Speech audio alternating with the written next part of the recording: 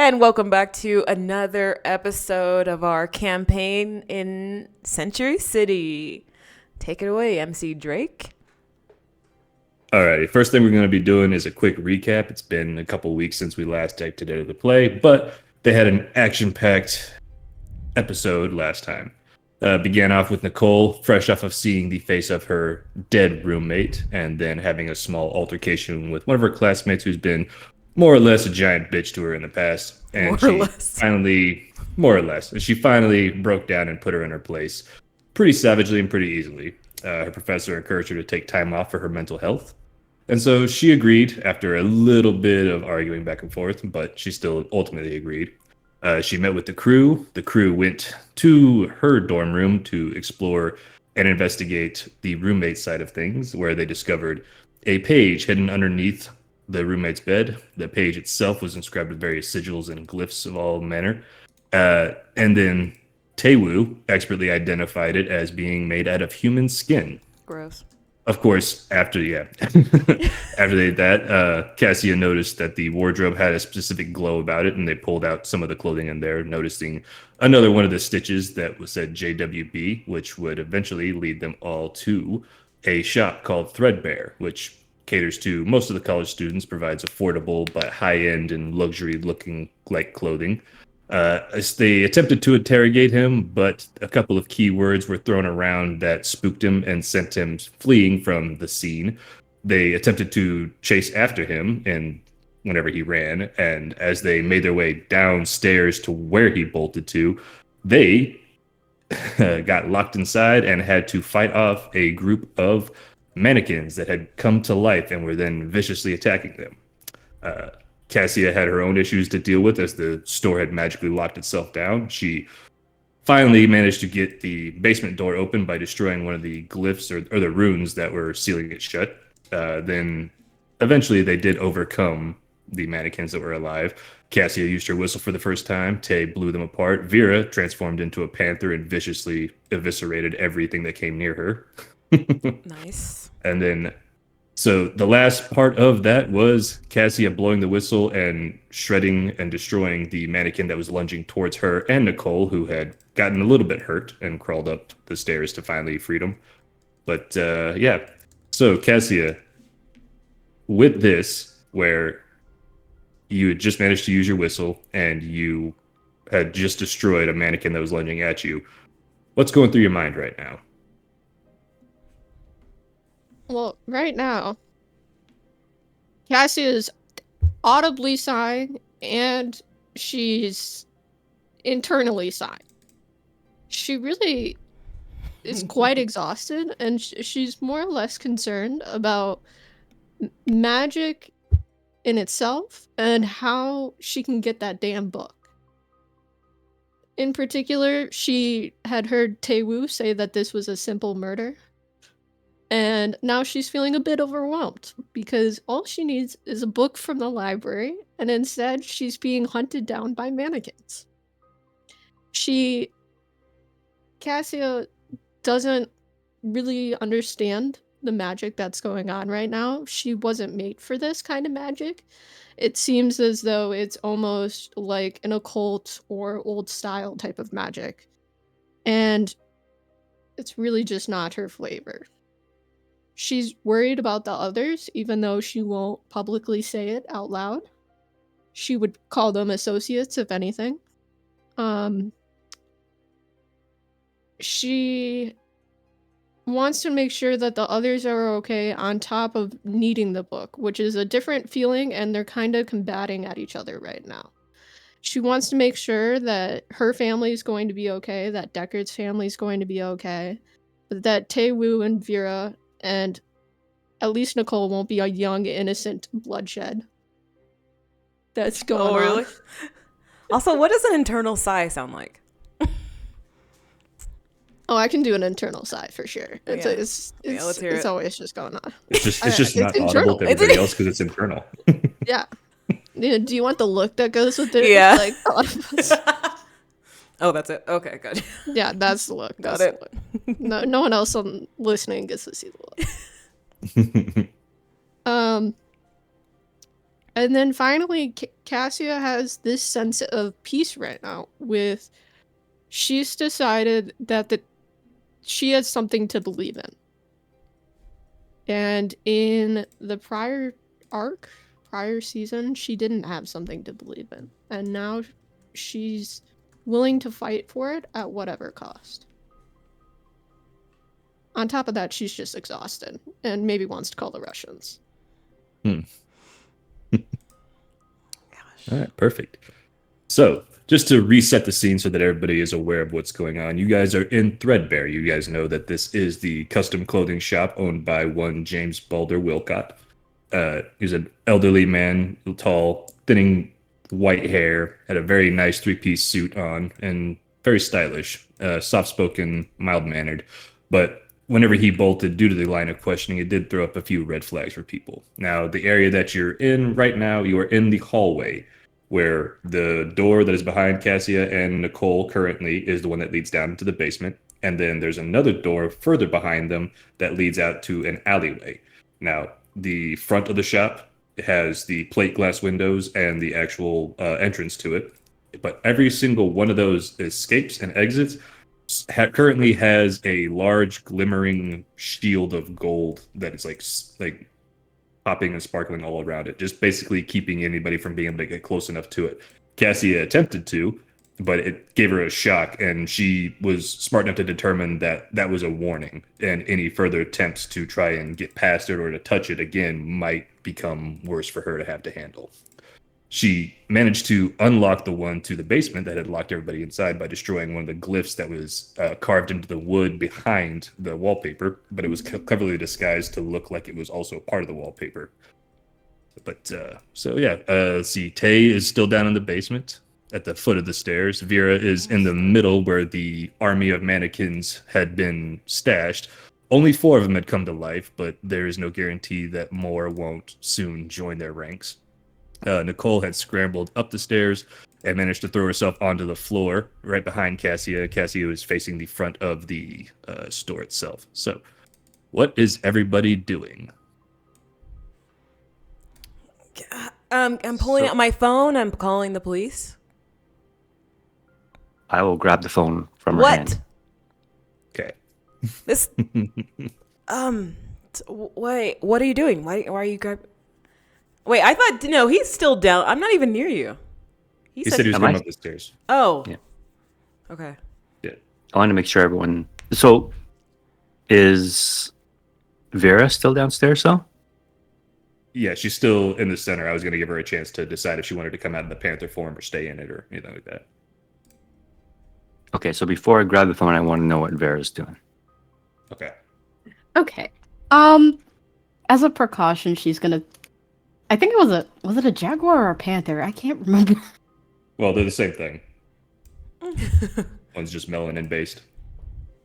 Oh crap, you're right. Ha. Yeah. Neat. So she's gonna stay in the form as a precaution, like in case something else pops up. So she goes to find Tay. Or go catch up with them. All right, Okay. so if I see Vera... Can I get my phone back? Yeah, I was going to say, so if I see Vera coming up the stairs, then I will definitely grab Nicole's phone. Yeah, can I? Why did you take that, sir? We have some things to sort out before we call anyone else to this scene, and you should know that the good folks in blue in this town Incompetent? are... you got to know who to trust, and I would say I don't trust many of them at this time. Okay. I won't call them. Can I get my phone back, though? I'm going to look at your phone. What's your screensaver? It's just a picture of the sky. Okay. Let's roll my eyes and it back. So basic. My actual screen. Yeah, she definitely doesn't do any drugs, guys. I think we cleared that one. Story confirmed. That was the B plot. Just trying to confirm that. Got that out of the way. Okay. Thank you. All right. Yeah, if we're all going up the stairs, yeah, I'll join them. So we're all in the main area. Okay. Well, we need to get out of here. And I was only able to open up. Well, first off, Key's gone. Has anybody seen him? He No. went through downstairs someplace, didn't he? Is no one else freaking out? Like, this is crazy, right? Am I the only one that's like, this is wild? You guys look relatively calm.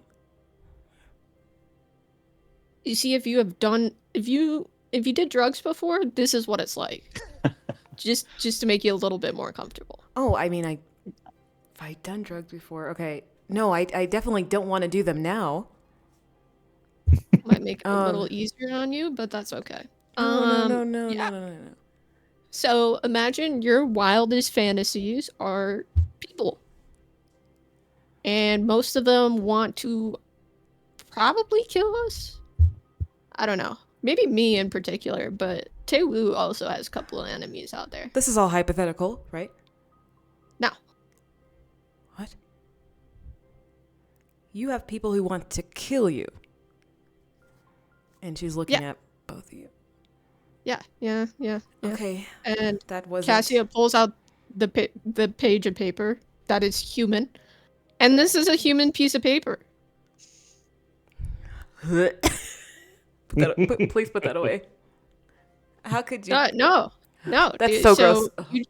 You just saw a mannequin try and successfully, at least punch me. Tay shot one. At least was it a warning shot this time, or did you hit it? Hey now. Warning shot? What's going on? We shouldn't be laughing right now. You guys, this is crazy. You're absolutely right. Right? Okay.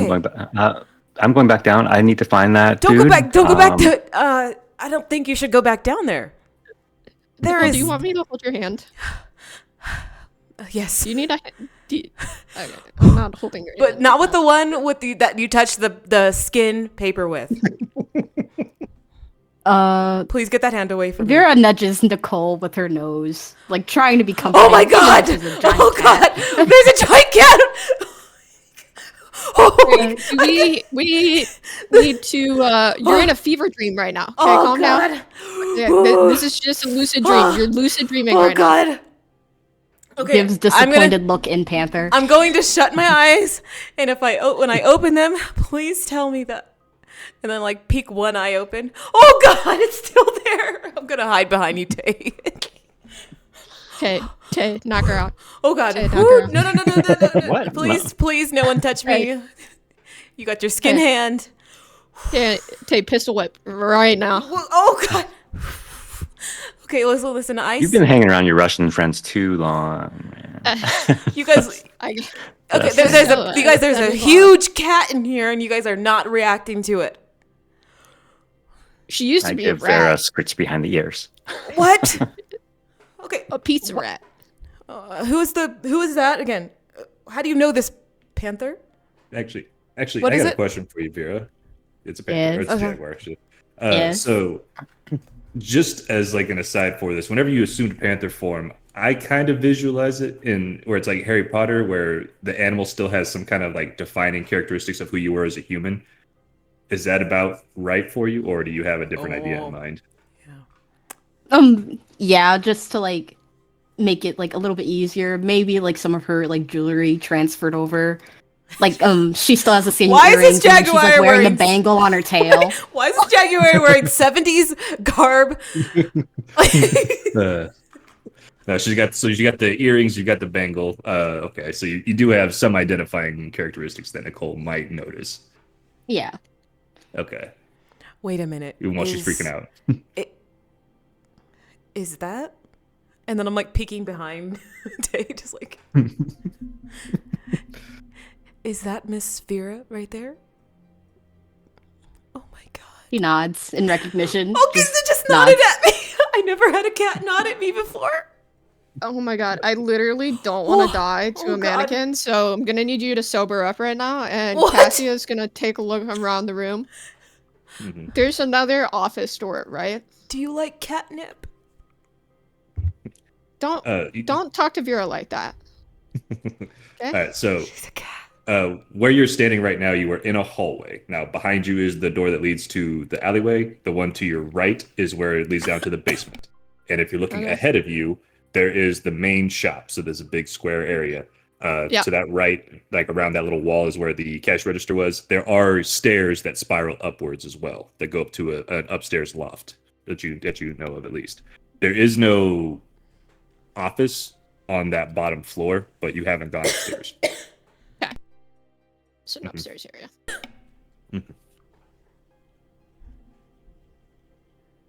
How did you open this door? So I was trying to break through the alleyway door, the one behind us. It's behind us, right? Mhm. And yeah. And I noticed that there was glowing yellow around it. And then there was like a sigil that was blue, or like a rune that was blue in the middle, and then there was an identical one glowing on the wall. And I thought it was a part of the wallpaper, but it was actually like carved into the wood. And then I just panicked and I grabbed these scissors and I was just Can you thought do the about same giving thing to the other doors? I mean, I haven't looked at the alleyway door. Just again. But there's also an upstairs. And Mhm. what if he's still downstairs? I think we need to find him, right? Yeah, he has some answers. But if that room is filled with mannequins still, that's probably not the safest place to go. I'm not going down there again. No, Nicole, we're definitely getting you on some light drugs, and Yeah. it's gonna sober you up pretty quickly. Actually, Nicole, I can take I baby need Tylenol. Yeah. Nicole, I need you to go to the special moves and do a look beyond the mist for me. Okay. I just want to see. Just want to see what happens. Still looking at Vera, like eyeing her. Mm-hmm.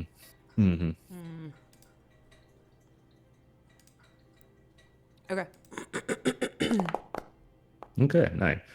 So you get 2 clues. I will spend them for this. So, yeah. So as you are trying to keep your grip on reality and your sanity because of the sudden and intense exposure to magical elements that you've never really been in touch with before, like you probably would have seen stuff around the city, but you could have rationalized it beforehand as something else, or you just didn't pay attention to it as much as everybody else did, despite the mythos being unlocked. As you are talking to these people and you're looking back and forth, you get a chance and your eyes sweep back down and you look down the stairs and you are suddenly transported away from the room that you're in, at least mentally, to a spot that Vera was in recently. It's like a mountaintop.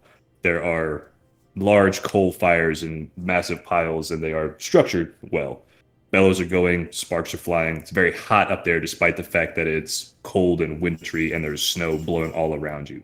You feel that chill in the air. It's very clean and crisp, but you also hear the sound of a hammer striking atop a piece of metal on an anvil. It's a very distinct sound. It's a soft ring, but it's a little bit dull at the same time. And you hear it hitting again and again and again.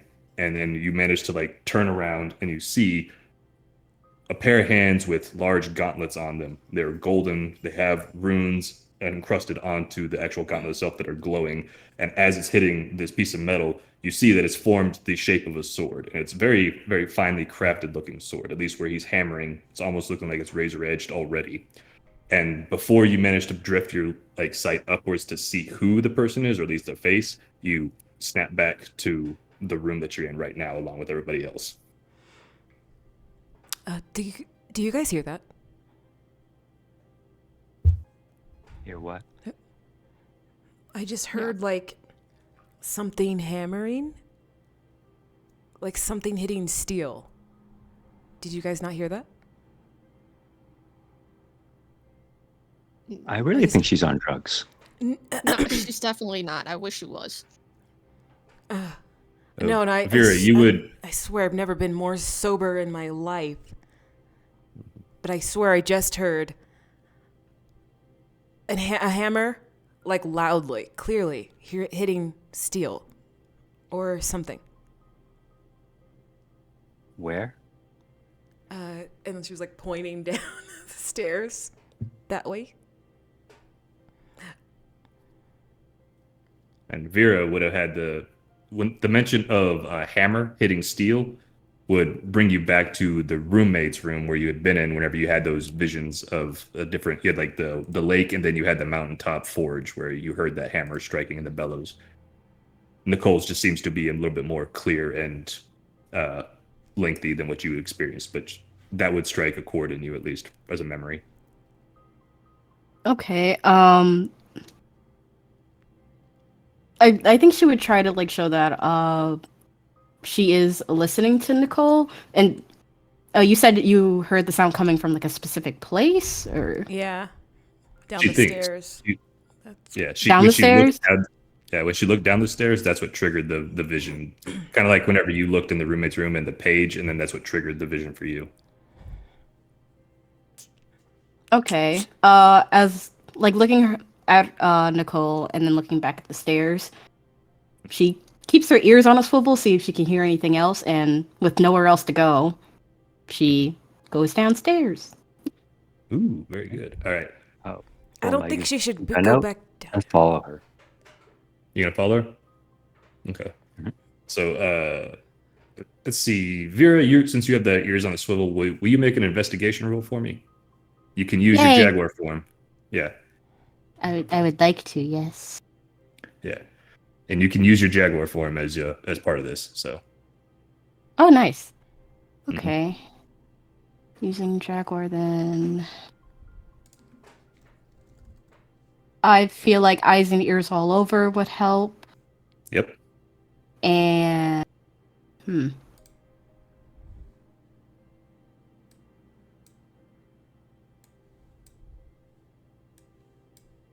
enhanced from the power brokers. Enhanced. Let's see.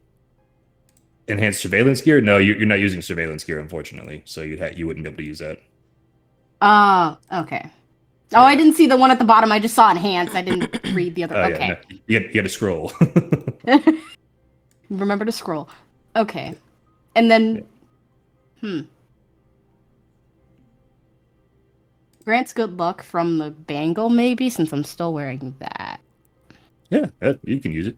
Go for it. Okay. That's about it. Okay. Okay. It's just investigation. Okay. Mm-hmm. And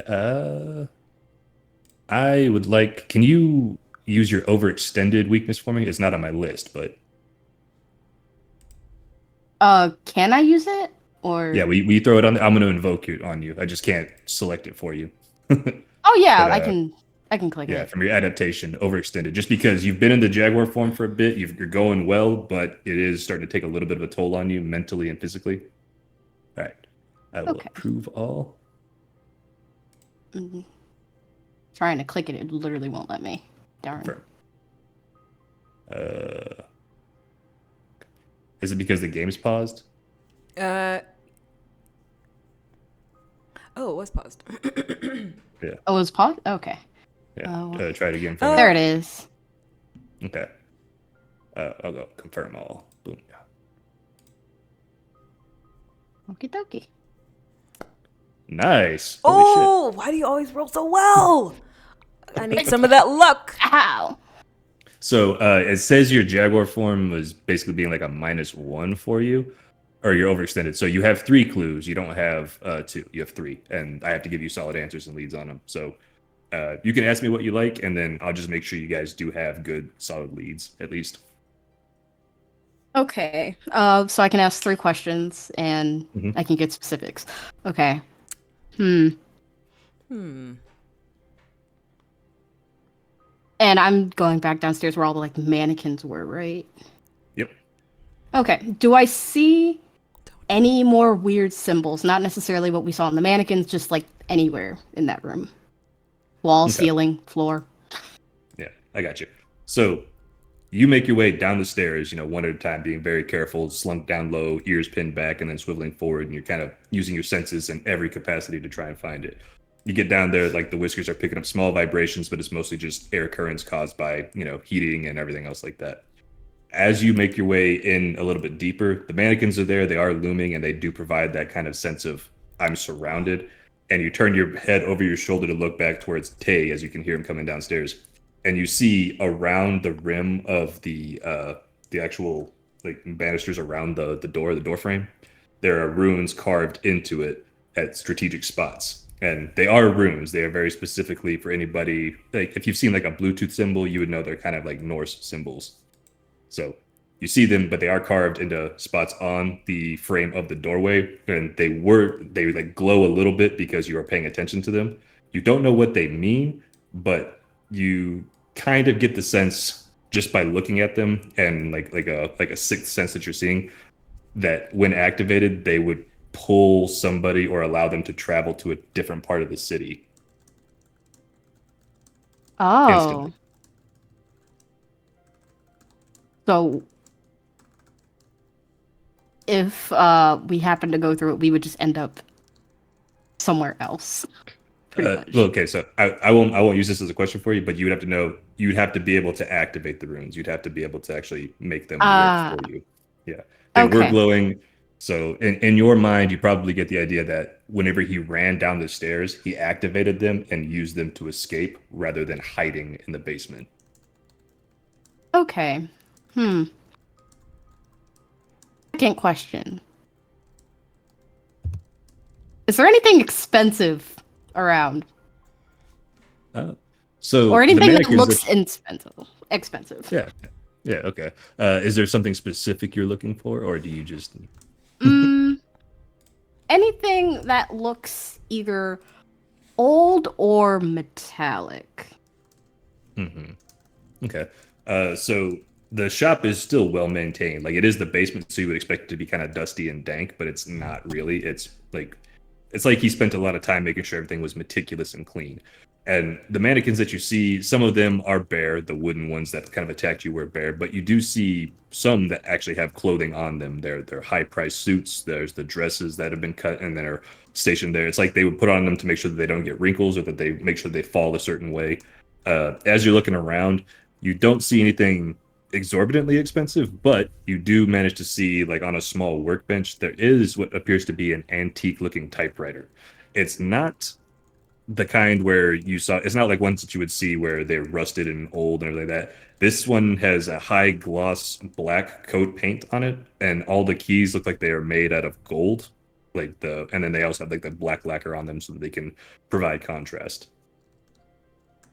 It does look pretty expensive just because of the gold and the black, but Okay. Good to know that doesn't help with our situation, but I don't know what to ask for the last one. Besides, like, I'll say this. I'll give you this one then, just for your last clue. As you are moving down there and you're using your senses, your head senses are much more heightened than normal. So you're picking up stuff that you wouldn't normally. Like you can smell the dust. You can smell like little bits of not pollution, but like you can smell that the water's like kind of hard. It's got calcium and everything else in it. But as you get closer to one of the mannequins, you pick up the same scent that JB was giving off. But there's another scent that underlies that, especially towards near the dresses. And you get closer to it, and the scent doesn't smell like a male. It smells feminine. It smells like a female. But it also smells sick. Like there's something off about it, something that not polluted it, but more or less it's you can tell that the person who is giving off the scent, there's something wrong with them. Would I happen to be able to track the scent, or is it like kind of faded out? Like it's like been there for a bit. You could track it, yeah, with ease, just because but you would know that the higher concentration of it is up the stairs back the way you came from. Okay. First, before she does anything with that, she's gonna gesture to Tay and like point up like with her nose or like her tail like at the runes that she's like seeing to see if you can like see them. Yeah, he would be able to see them as soon as you point them out. Okay. How would I as a panther mime taking a picture? How would that work? Dang. Mimic the sound with your mouth. Yeah. You know what? Cats chirp to get birds. I can make a camera clicking noise. Oh god, you're gonna make that noise. Yeah. Yeah. She kind of like points and then makes the noise, see if he can translate. I don't see any birds here. They're in the basement, Vera. And rolls her eyes and then how would you Take his even phone. mime that? Go There you go. take Like his phone. goes to like like go around him, like find the pocket where his phone is and takes it out and shows him the phone. Whoa. Like This is has how the phone Vera in his flirts. mouth. This is not flirting. Hey. This is how Vera flirts. Like takes the phone out, puts it on the floor, and like makes the noise again, and like pats the camera lens with their paw. I'm going to assume you don't want me to call those ruins, so I'll actually take a picture of them. Is that what you want? She nods. Okay. And yeah, don't tell Cassia that where you were sniffing around for the phone. She might get the wrong idea. I'll take- Unimpressed look of a panther. The most unimpressed look you can get from a cat. Isn't that their default I'll- state? More Right. unimpressed. Oh, okay. I'm going to take pictures More, of right. everything in this room. The mannequins, the ruins, the typewriter. Is there any commonality between what I see on the typewriter and the ruins? No, there's nothing common about it. Like, it's just the typewriter itself seems a little bit out of place just because of how expensive it looks. But there's nothing that seems to connect the typewriter and the ruins. It's just more like that's like a showpiece for more than anything. It kind of fits with the same kind of antique style that the rest of the shop has, but maybe he brought it down here to repair or to refurbish or something. But doesn't give I'm me not anything getting else. any weird vibe. It's like not a magical typewriter that I can tell. No. Like, it's no It looks ruins expensive. on it. Okay.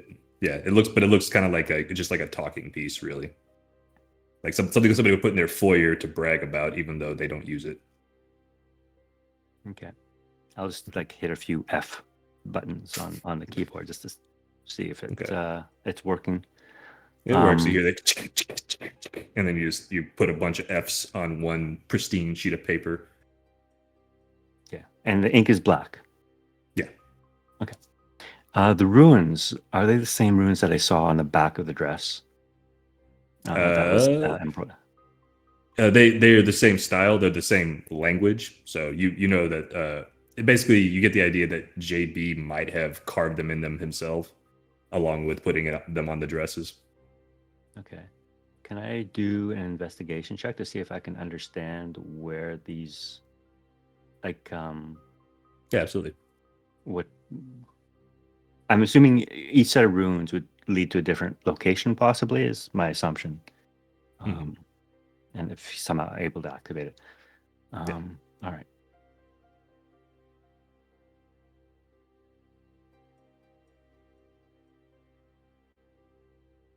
All right. Which ones are you going to use? Nobody can hold see on, them, so we got to read them out loud. Gotta pop in. There we go.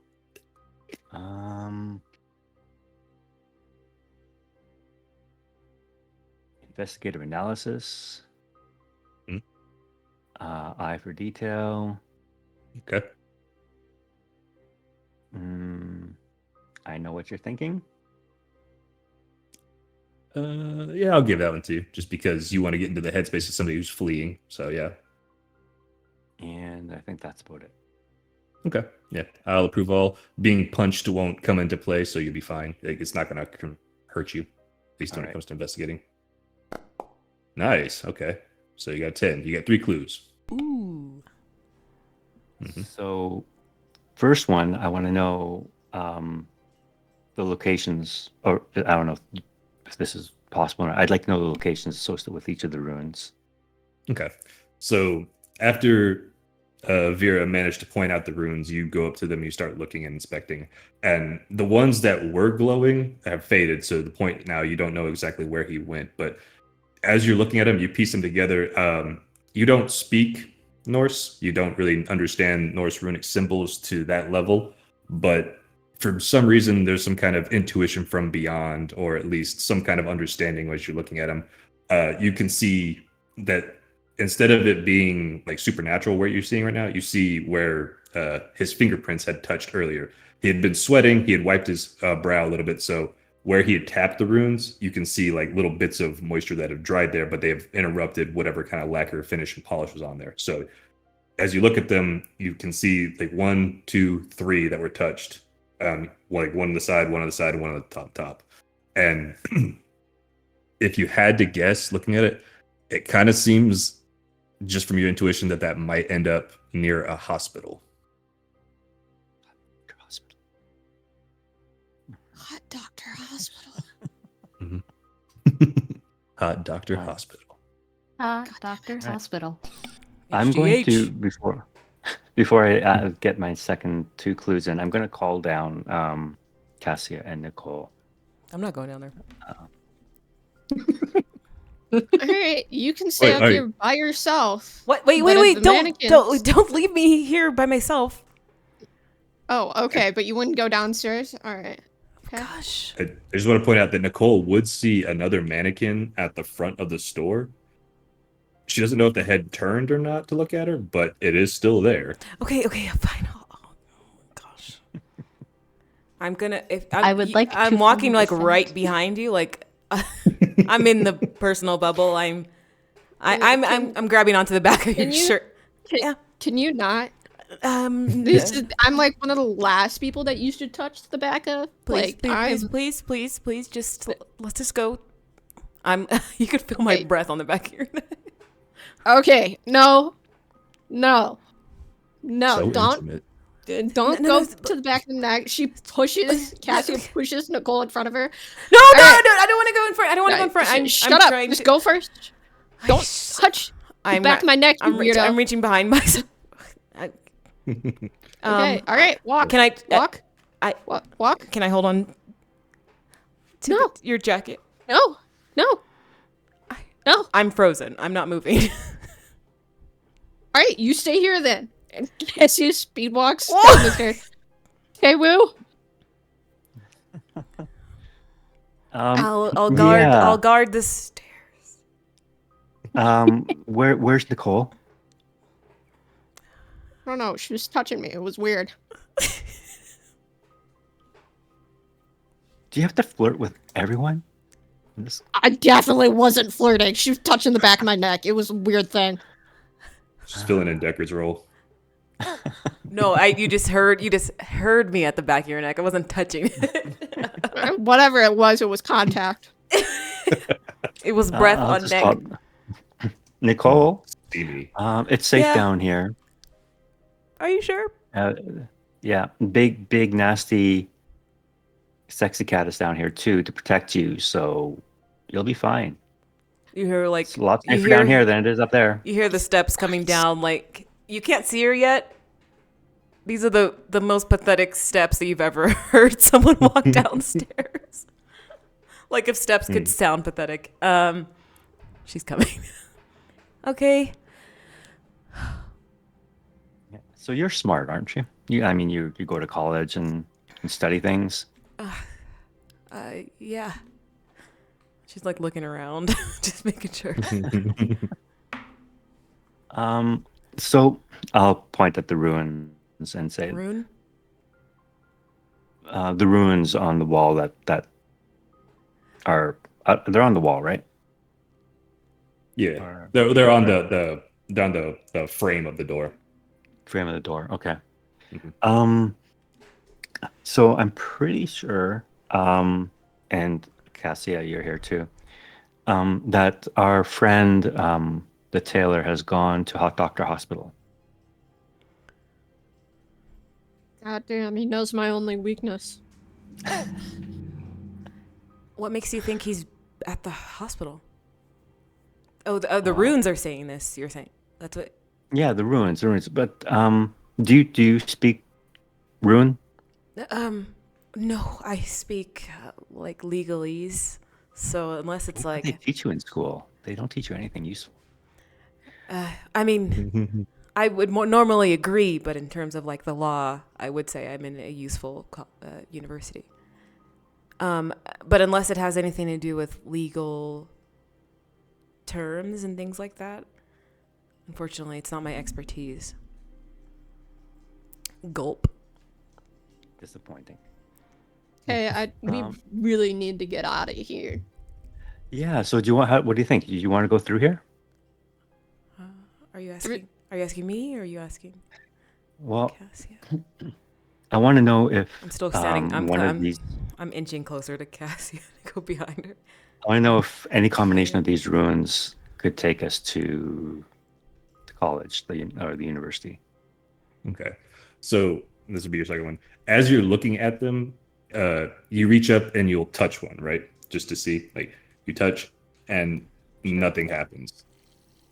You reach up to touch one at the top and nothing happens. There comes a point where you start just to slide your hands around all of them, and the runes aren't activating like you think that they should. There is a small bit of feedback, so you know there is magic to them, but you're not getting anything out of them, and you have no idea how you would actually activate the runes. Almost like you can't. Can I look beyond the mist and try to see if there's any mystical stuff going on here? Well, this is what triggered the one earlier. Oh, Because you looked down the stairs, and this is what triggered that forge scene for you. got it. So I'm going to look at Cassia and say, "Hey, you've done this before. Do your thing." What do you mean I've done this before? When did I You do opened this? up the door upstairs with these shiny ruins, right? Yeah, well, it was warded, and I just cut the rune that was glowing that was warding the door. I don't think these ones are glowing. But maybe it was you. I I don't Because think I have like that my touch magic ain't in doing me. anything. Wait, you want me to touch it, or are you just trying to embarrass me? No, look, I'm not doing anything. Like four not gonna do slaps, four anything knocks, either. nothing's Uh-huh. happening. We still have an entire upstairs to go look at. Maybe there's a portal upstairs to hell. What? I mean, while the squabbling is happening, Vera is following the scent that she smelled earlier. Just leaving them in the dust while they argue with each other. Okay. So So, my third clue, Vera, I'd like you to find a suit that fits me, by the way. a suit that fits you? Okay. Yeah, there's actually one that will fit Yeah. you. Fuck yeah. So as Vera's leaving you in the dust, you turn and you look at the mannequins, and you see one that looks about like it would be your size, kind of. It's like a burgundy colored suit. There's a cream shirt with it. There's another burgundy colored tie, like a paisley pattern on it. It does have like a pocket square that comes with it, but it's of a darker coloration just because it wants to match the tie. It even has a pair of shoes that are tucked in neatly there. They are wingtips, so they have that really high gloss on them, and then the white and black contrast. Fancy. Mm-hmm. All right, It's a so I'll two-piece hold it suit, up so you don't have to worry about the and, vest. Cassie, do you think Vera would like this? Yeah, do you think I should go get the dress? We could change some lives. We could change our lives. We should find a way out of here. You guys are finding clothes. We're stuck in here. Yeah. Alright. I'll Yeah, just yeah, yeah. grab a Hey, you suit bag change. and I'm zip it gonna up go and- find the dress. Where are you guys going? You want to look at Tae-woo? You can make eye contact like you did with me. And listen, my boobs are great, but I don't know how Tae-woo looks. So that's up to you. I think we should try to find a way out of here. Yeah, that's why I'm going upstairs. Okay, then I'm gonna go upstairs because I'm trying to find a way out. You're gonna change again? All right. No, I'm going upstairs to find a way out. I don't know what Uh-huh. you're doing. Okay. So as you guys are I'm right on your back. arguing over what you're doing, she's right up on you again. Vera, you managed to slink your way back up the stairs. You are following the scent. It's pretty easy, and you notice that it gets stronger as you go up the stairs. You know, you're turning your head, you're catching every little bit that's little scent and waft that's comes towards you. And then you get to the stairs that actually lead up them. They are like, it's not gilded per se, but it is like a almost like a brass set of stairs. They're not solid planks or steps either. They have like that little filigree looking centerpiece to them. You go up the stairs and they are a small spiral until they get to the top floor, and the scent's getting stronger. And then you make your way down. There's a bathroom, and then there is like another room. You get kind of like an office feeling from it just as you walk by. Nothing really of importance there. That at least that scent's not in there. But you make your way to the bedroom, and you kind of nudge the door open, and that's where it hits you the most. You can see that the closet, it's not a big bedroom, but the closet doesn't have a door either, so that there are clothes hanging there. And you see JB's, they're all there. They look recently used, recently washed, but you just see another set of clothing that is completely feminine. It hasn't been washed in, you could probably guess, 3 months or so, just by the degradation of the scent. But you know that they are female clothing. And then as you're looking around the room, you do see a picture frame with JB and what looks to be his wife on their wedding day, standing atop of the dresser. So all in all, you can put together that the scent you've been following, the scent that smelled pretty sick, was his wife's. Oh no, so sad. Is she here or? No, she's not here. And so, like, as you're maneuvering through it, you see on top of the dresser, like, there are just piles and piles of like pieces of paper. And for a place that keeps itself pretty clean, this does look a little bit odd. But like, one of the pieces of paper, as you get closer to it and you kind of nudge it down, it falls down, and it's a bill from the actual hospital itself.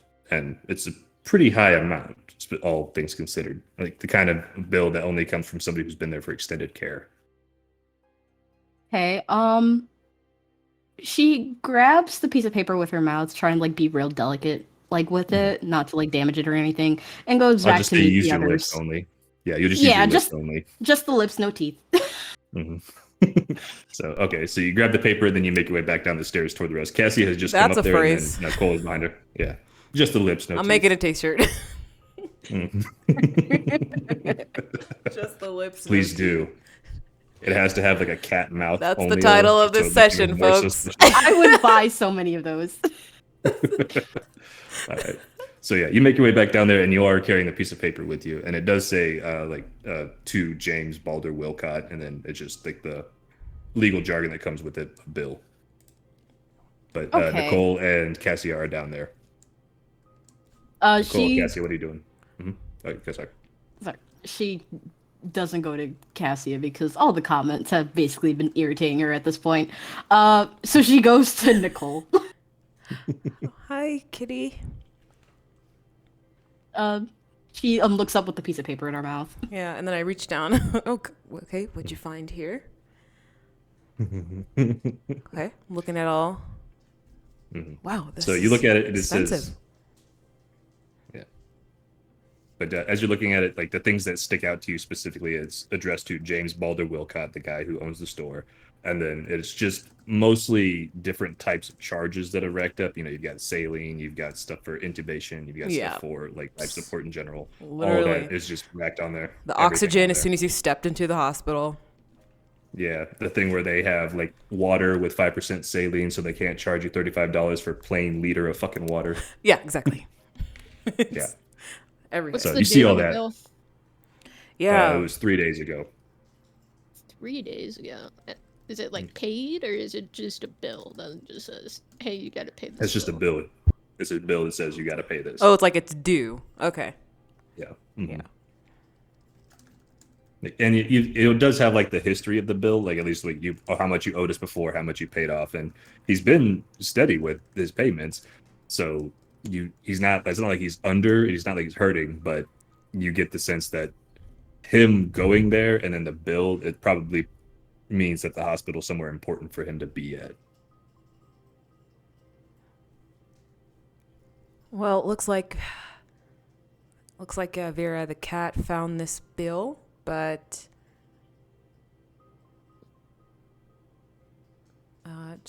I guess it just shows that he is in a rough time in his life. Or somebody else could be. I mean, he looked fine when we were there. He was sweating a little bit. I mean, a little nervous, but some sickness doesn't show that much outwardly.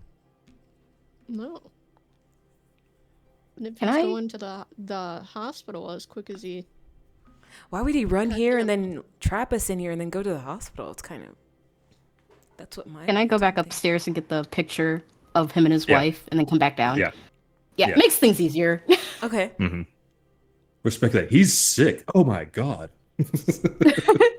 He's sick? How'd he go ahead. run so fast? Yeah. I'm trying... My mind's like, okay, maybe he's sick, but it's not showing. Mhm. So if she comes Well, back with the picture, and I'm like, Yeah. is this me? Who is this? You see it and you see that it is a younger version of James Balder Wilcott, and then Yeah. the woman that's like he's wearing a suit and she's wearing a wedding dress. There's Ah. no way you could screw that up. Like you would know. Yeah. Okay, just forgot what's in the picture. Okay, it looks... This is from some years ago, and Vera just brought it to us. And I'm looking at the Vera cat. Does the bill have to do with his wife? As I'm looking at you? She nods. Maybe it's his wife that is sick. She's at Is she talking to Well- me or is she talking to Cassia? Because, like, Yeah, well, I'm kind of just speaking out loud here. all right, so he has a sick wife. Didn't want to talk about the murder at all of Ashley. Why would he run and trap us in here, though? I mean, he has a sick wife. Yeah. This doesn't answer why he trapped us in here, though. Speaking of, we need to, like, at least get a door open. That would be a good idea. Yes, agreed. And Vera, whenever you went upstairs to grab the picture, like you would have picked up a third scent that was in the room. I would have picked up the third one when I went to go grab the picture. Mm-hmm. It's just Okay. there's something that's tickling in the back of your mind. Like you picked it up as you were up there. So Okay. Who's the closest person next to me right now? Probably me, since you were handing me this stuff. Okay. She nudges Nicole with her nose and then, like, nods her head towards the stairs and then goes up there. Okay. I think she wants me to follow her, so... yeah, I'm right next to you. Yeah, you do you. Cassie, is there a cash register? Is there Yeah. money? Oh, Is there a safe? Priorities. there's no safe that you can see, but there is a cash register on the actual counter there for these services customers. Are there any books near Any this books? cash register? Yeah, any bookkeeping, You want to look for a ledger? a ledger, notebooks? Yeah. Anywhere So organized? he is an old-fashioned kind of guy. There is a ledger underneath the counter that you can sort through if you'd like. Yeah, I'll do that. Okay. And I'm not going to make you roll for it. It's just you open it up and you can see that there's just various names that are on there. It's kind of like he doesn't particularly enjoy having modern technology in his shop, other than possibly a phone and a television. But It's a ledger. so I'm saying he doesn't like modern technology. in Don't the give me shop. that attitude. I'm gonna give you that attitude. You should. No, you're not gonna give me as that you flip through attitude. it, I'm giving you that attitude. You flip through the ledger, you can see where he's put down names because he doesn't want to use modern technology. But what they've owed him, what they paid, there's just tons and tons of names in there, and other things like where he's made his bills and all the other types of stuff. But other than that, nothing particularly interesting. Are you looking for something specific? Ashley's name in particular. It comes up about twice Once a a month. week? Twice a month? Yeah. Okay. Yeah. Just about. And then, it's not like it's an exorbitant amount, but it does seem like it would stack up pretty quickly over a year. And it just says charges. It doesn't say like anything what she bought or anything like that. No, like, you figure whenever somebody comes to tell him, he kind of has an idea in his mind when he makes the dress and the cut. He doesn't really need to make notes for it. So he just puts down what he would charge them and then whether they paid or not.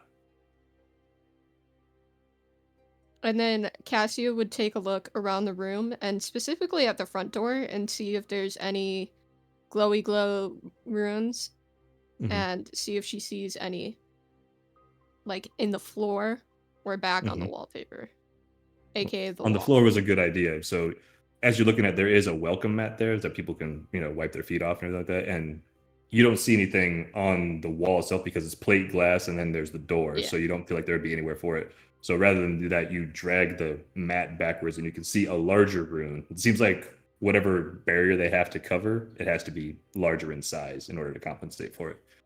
But you see it in there, it's carved into the wood specifically. It's glowing, and then there are small tendrils of magic that are like leaking out to go and actually make the shield there and the barrier form. And Cassia would call for Taewoo and say, "Hey, Taewoo, you want to come shoot something and not miss? Smile." All right, so you're all the way upstairs at this point? Yeah. All right. So, and where's Vera and Nicole? Upstairs. Upstairs. Everyone's upstairs. floor. All right. Yeah. All right. So yeah, you'll see Tay come in with wearing this burgundy suit and paisley tie, and wingtip shoes. Damn, Tay? Are you sure it's not possessed by any like demon or anything? You feel magical? Maybe. That'd be pretty cool if it were. Maybe I can get through the door this way. But yeah, what you want me to shoot something? Yeah, Cassia like pulls back the welcome mat and you can see the giant rune that's kind of feeding to the ward on the door. Yeah, I mean I can take scissors to this or you can shoot it. I mean, really depends on what you want to do. You think shooting something magical will If it break it? deflects at you, that'd be really, really funny. And I would have to take you to Hot Doctor Hospital, which is so convenient. Think about it. I'm playing chess. You're playing checkers. All right, everyone, if I'm shooting this thing, everyone out of the room.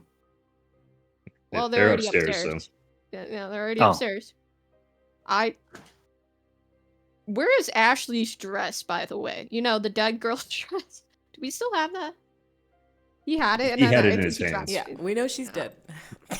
yeah, he had it in his hands, and then whenever he took off, like he let it go, so his head hit the floor. It's kind of covered in splinters now from where you destroyed the mannequin. God damn it. Cassie is gonna grab the dress and then go hide behind the cash register. Okay, so as you get behind the cash register before Tay shoots, you're ducking down just so you can avoid anything that might potentially come down. But as you do, you look in there. There's multiple cubby holes there that are in the back, but you see something that's grotesque in its own way. It's a black collared button-up shirt. It's kind of like hanging down a little bit, like it's poking itself out on purpose to be noticed. Long sleeve, and then it's made out of like that fake silk, almost like it's plastic silk, that gross, nasty feeling kind of shit. And on it is a gaudy, horrible gold leaf design that's just like splotched on it in random spots. It's probably the ugliest shirt you've ever seen in your life. And Cassie Tay, if grabs you'd like the to shirt. shoot, Yeah. she I'll grabs fire. the shirt. She Oh. grabs the shirt. She has an idea for this. Jesus. Okay, so Cassie is a klepto. Got it. All right, and I'll shoot at the rune. There's no roll for this. It needs to be made. You're just shooting straight down into the floor. So how many shots are you gonna fire? Just one? Just the one. Okay. So you take semi-careful aim. You're really close. Doesn't really matter. You squeeze the trigger, and then it punches through the floor directly through the rune, like right where 2 points are connecting, and it shatters that. And then that glow that was on there beforehand kind of like swells up and starts to like vibrate, going vroom, vroom, vroom, vroom, vroom, and then dissipates. And then the shielding on the door and the plate glass window fall. What do you know? You're right, Cassia. I'm always right. Nothing Now, but, Vera and Nicole. Going to find the snent. Snent. It's a good Snenty snent. snent. It's a minty Snent. snent. Nose to the ground, like trying to like see where it's like coming from. Yeah, it's gonna be Vera's new side business. Instead of Sensi, it's gonna be Snency. Snency. It's Right, Italian. so yeah. So you make your way up the stairs again, and you have your nose to the ground. You're sniffing. You know it was in the bedroom, and it got a little bit stronger whenever you got up to the point where you grabbed the picture. Now, Nicole, you were right behind her, and Yeah. you can see in the bedroom. You know, as you walk in to the left, there is a dresser, like a small nightstand, rather. Then the bed, then another nightstand. In front of that is a long dresser that seems like it's divided into three so that it can be used for multiple things. There's no TV up there. It just seemed like there's like an old radio, and then you see the piles and piles of hospital bills that are there. Mhm. But as Vera gets closer to it and she starts looking around, she is drawn towards one of the drawers in particular, and then I'll say you just grab and pull it out. And when you do, the drawer clatters against the ground. But once it does, there are dozens of pictures that spill out of it. Now, the pictures aren't Polaroids. They are glossy. They are high quality. Okay. And it seems like it was taken from a spot where it has the good vantage point to see the person that's inside of it. And you see JB with in his current age, like he's in his 60s, but with a woman that is much younger than he is. Doesn't look like anybody you recognize, but it's a younger, attractive blonde woman, and he's smiling and he's laughing and he's having a good time, it looks like. And then that's just the first one you see. You can see as you go through, there's another one. It catches them in various states of fun with each other. Well, And, can you it's- elaborate on it- fun real quick? That'll just help me as a character. Yeah, okay. So do you want me to go into very graphic detail on what's going on? Twins. Wait a minute. He did it. No, he hasn't even got into detail yet. You know, You don't know him. the fate's a black when you need to, but I just want a little bit more detail when you mean by fun. Okay, so you see JB specifically in various states of undress, and then the Okay, young woman yeah. with him. Okay. And these pictures are taken not in his home. They Okay. are. It's like they're in a different area of the city entirely. Okay, that's fine. That's all I wanted to know. Mm-hmm. Gosh, Mhm. calm down. And then you see no. You're asking for a lot there. Okay. So yeah. Okay. I would kind of like immediately shut it. Be like, oh, yeah, shocked, and then I don't know if But they're. that's the sense that you got, Vera. So specifically she came wanted from- me. Yeah, she wanted you to see those because Vera was going towards those. The scent was like attached to those photos specifically. It was almost like they were handed to him. Oh. Mm. Okay. Well, then And I will rather just than kind of display like them, he hid them. I'll sift through the fun ones. Is there Mhm. anything else? I'm also like looking at the back of them too. Hmm. There's nothing else on the back. Of Okay. them. It's just like they were printed out specifically and handed to him. So Okay. I wouldn't have known that they were handed to him, but No. Yeah. she would. I've given her that information. Yeah. Okay. And then as you're looking through this, you hear a gunshot from downstairs. Oh God. Are the police here? I would kind of like rush towards it. I would rush towards the sound. Wait. So you hear a gunshot, and your first thought is police. Yep. That's problematic. She's young. Okay. You know what country She goes we to live in? college. That's why. Yeah. Yeah. I get it. Anyway. Yeah, I'm heading down to the sound. Vera. She heads down too, but also before doing that, she grabs just a couple of random photos, like quickly, like grabs them with her mouth and like goes. Ooh. Of the ones that were in the drawer? Yeah. Okay, cool. I'll say you get some juicy ones, then you have some not so juicy ones. Okay. So these two make their way back down the stairs towards you, where you've just shot the floor and destroyed the rune that held the barriers in place. Whoa, what's going on? We're getting out of here. Yeah, I mean, we had to break us out of jail. Okay. You find anything cool? Not cool per se. Yeah, sexy, I guess. That, I mean, you see Tae-woo in that suit, but, unrelated. Presents pictures. Yeah, Vera Cat has some photos that we found upstairs. I don't know if they'll help us, but she seemed to be led to them, so maybe. It's of the owner, and he's like with this blonde woman. I start handing out the photos, as you can see. So he's having an affair. I mean, we don't know if he's married, though, right? And these are Polaroid photos? No, it's like somebody took them with a digital camera and then got them professionally printed. Okay. Yeah. And Nicole, you would have seen that JB earlier on had a wedding ring on his finger whenever you first started talking to him. Oh, okay.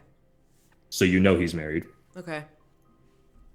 So I'm a little confused. So he has apparently a very sick wife in the hospital. He's paying lots of money for her care. Yeah. Well, somebody's in the hospital. We don't know if it's the wife, but somebody's in the hospital that's very sick right now. That he does I mean, it's visit. related to Okay. him because the bill was sent to him, so it's either him or his wife. Or it could be, an uncle. Okay. You never know. And he's having some fun on the side, I guess so. but we don't recognize any of these women. Not the mistress, not the wife. Okay. I think we should get out of here. If the doors are open now, I would very much like to leave. Actually, wait a minute. Tay, you have the good memory, right? That's on your power Yes, I do. tags. Okay. So does Cassie. Okay. You have a good memory too? I don't believe you. Yeah. Do you? Enhanced memory recall. I don't believe you. Yeah. All right. So as you're looking at these photos, and you don't know this woman specifically, but there comes a point where something clicks, maybe in Tay, maybe in you at the same time, almost simultaneously. When you were knocking on Nicole's door earlier, trying to get her to come out when she wasn't in there because she already headed to class, people had passed by you in the hallways. There's like a jockey's looking dude, there's another girl, and there was a blonde girl with them. Now, you only caught her in passing, but you do see the face a little bit that was on there. As she passed by you, she kind of bumped into you, Tay, specifically. But yeah, And that's the mistress. that's you. You're like 99% sure that it's the same person. They appear to be the same, I should say. All right. So where do you want to go? You want to go back to the school, interview her, or do you want to go to Hot Doctor Hospital? I mean, you know the runes led directly to Hot Doctor Hospital, and you don't know this girl's name whatsoever. Yeah. Hot random. Doctor Hospital it is. Hot Doctor Hospital. Okay. That should be a show. I'm guessing Vera's Good. turning back. She's my ride. Yeah, so because Vera can't drive while she's a cat. Can Nicole drive the expensive car? She can try. Do you want to go to the She hospital as a doesn't have giant her- Jaguar? She doesn't have her license. I mean, no. Wait. Here's I the can dri- question I I can keep drive with- forgetting. I Did can my drive with clothes Vera. change with me, or are they just like somewhere on the floor somewhere? No, they forgetting. meld with you. No, they'll meld Okay, with cool. you. Yeah, let's Thank you. Let's Just not the deal jewelry with that. doesn't. Yeah. How about this? You'll come I'll back drive as fully naked. Vera's car. Huh? And Nicole, Cassia, you can take my car. You know how to drive? No, but I'll drive. I'm not getting in the car with someone who doesn't know how to drive. That doesn't make any sense. Vera turns back and she says, "I'll drive." Hey, welcome back. Whew. Describe how that looks. I just want to see what's in your mind. Okay, in my mind, it would help if any of you have seen the movie Wolf Children. If anybody's seen that, yeah. How the kids basically like do like a big like shaking movement, and it kind of like instantaneous. Gotcha. So They're, nothing like shaking the grotesque fur like off an her body, animorph. pretty much. Oh wow. Yeah. Interesting. Nothing grotesque like an animorph, and nothing like a werewolf movie. Like she just kind of, and it's Vera again. Yeah. Yeah. Okay. I like it. Oh, wow. I have seen so many new things today. I did not know that you could do that. Nicole faced danger You- for flabbergasted 3. Yeah. I'm kidding. You Don't might have to actually get do that. used to it if you're going to be solving this with us or sticking around for a long time. Okay. Wow. I mean, There have been worse moments, believe it or not. worse than this. Okay. I think I need like an inhaler, or I've heard some people talk about Xanax, but I've never taken it before. I just need something to help me calm down. We'll light pick you up drugs. some melatonin. Melatonin. I don't want to And go go to from there. sleep. But There's different types of melatonin. We'll figure it out. okay. I only take baby aspirin. If I get a headache. You guys are just gonna give her CBD gummy bears, aren't you? We're gonna give her the little like Flintstone Flint, vitamins. not the Flintstones. Oh my god. These are Placebo anti-anxiety effect. meds. Yeah, here you Placebo go. effect. Anti-anxiety Flintstone vitamin. Yeah. Yeah. That's great. Yes. Okay. Okay. All right. So Vera's gonna be driving her car. Tay, you're gonna drive yours. Yep. Okay. So you guys leave Threadbare, very specifically leaving. Do you leave the door? I'm assuming you leave the door open, but either way, you get back in the cars. You still have plenty of time on the meters just because Vera paid a quarter when it was only like a nickel. But Okay. it's around 10:15 in the morning right now. You guys have been moving pretty quickly, at least through these areas in terms of real time. And so you make your way through the city, and it's about a half-hour drive just because the traffic is now much more heavy. It's, closer to midday. Things are going on. So you don't get to the hospital until nearly 11 in the morning. But you do eventually arrive there, one after the other. And then what are you guys going to be doing specifically while you're there? I'm gonna first go in, see if they have any hot tea to kind of help me calm my nerves. I was supposed to be on a mental health break, and I don't think it's working out. Okay. Okay. So A lot has I know what you're happened gonna in the say. past hour. Yeah. So as the quartet would enter the hospital, and I don't want to Yes. control you, but you'll say you specifically, when you enter in, as you're looking at like the sign that has like the different areas where you go, Yeah. like radiology and everything like that. Yeah. There is a place that has like, it's not Starbucks, it's like a Century City equivalent to it. So that specifically would have exactly what you would want. So you go there, you order Yeah. your tea. Yeah, I'm just gonna go there Yeah. real quick. Okay. What about the rest of you? Do we have a name for his wife anywhere on any of the documentation? There must be like on the bills or something. There must be some name. Yeah. You'd see one is specifically Irma Wilcott, IRMA, Irma. Oh, okay. And from the invoices, do we know what kind of treatment she's been having? Nothing specific. She's had the broad spectrum antibiotics have been given to her, and she's had a couple of MRIs. There's some larger charges on there that if anybody, I'll say you would know pretty specifically what's going on just because you've been to the hospital quite a few times. You would know that there's there's a procedure called a gamma knife where it's used to obliterate very precise cells inside of the body. So you don't know exactly what it is, but you get the feeling that it's pretty serious for her to be here for as long as she's been. All right. And is that anywhere near where my father would be in this hospital? It's actually on the same floor. Yeah, that's what I thought. So I will say I'll wait for you guys here in the lobby. Well, you Why, try. what's wrong? All right. Cassie, go ahead. Yeah, what's wrong? Oh. You guys got this. I'll just hang here for a bit. Just in case somebody comes through. I'll be guard. Hey, but what if I see the hot doctor? The hospital. Deckard's not here. The hospital. Mr. Teu, the hospital does have guards already, though. And they're also very handsome. This hospital Oh. is crazy. Hey, Does Deckard isn't Tay have here. like a How am I specific supposed like to lie? uncomfortable look? How am I supposed to lie about this? What story am I supposed to come up with? You have a girlfriend now.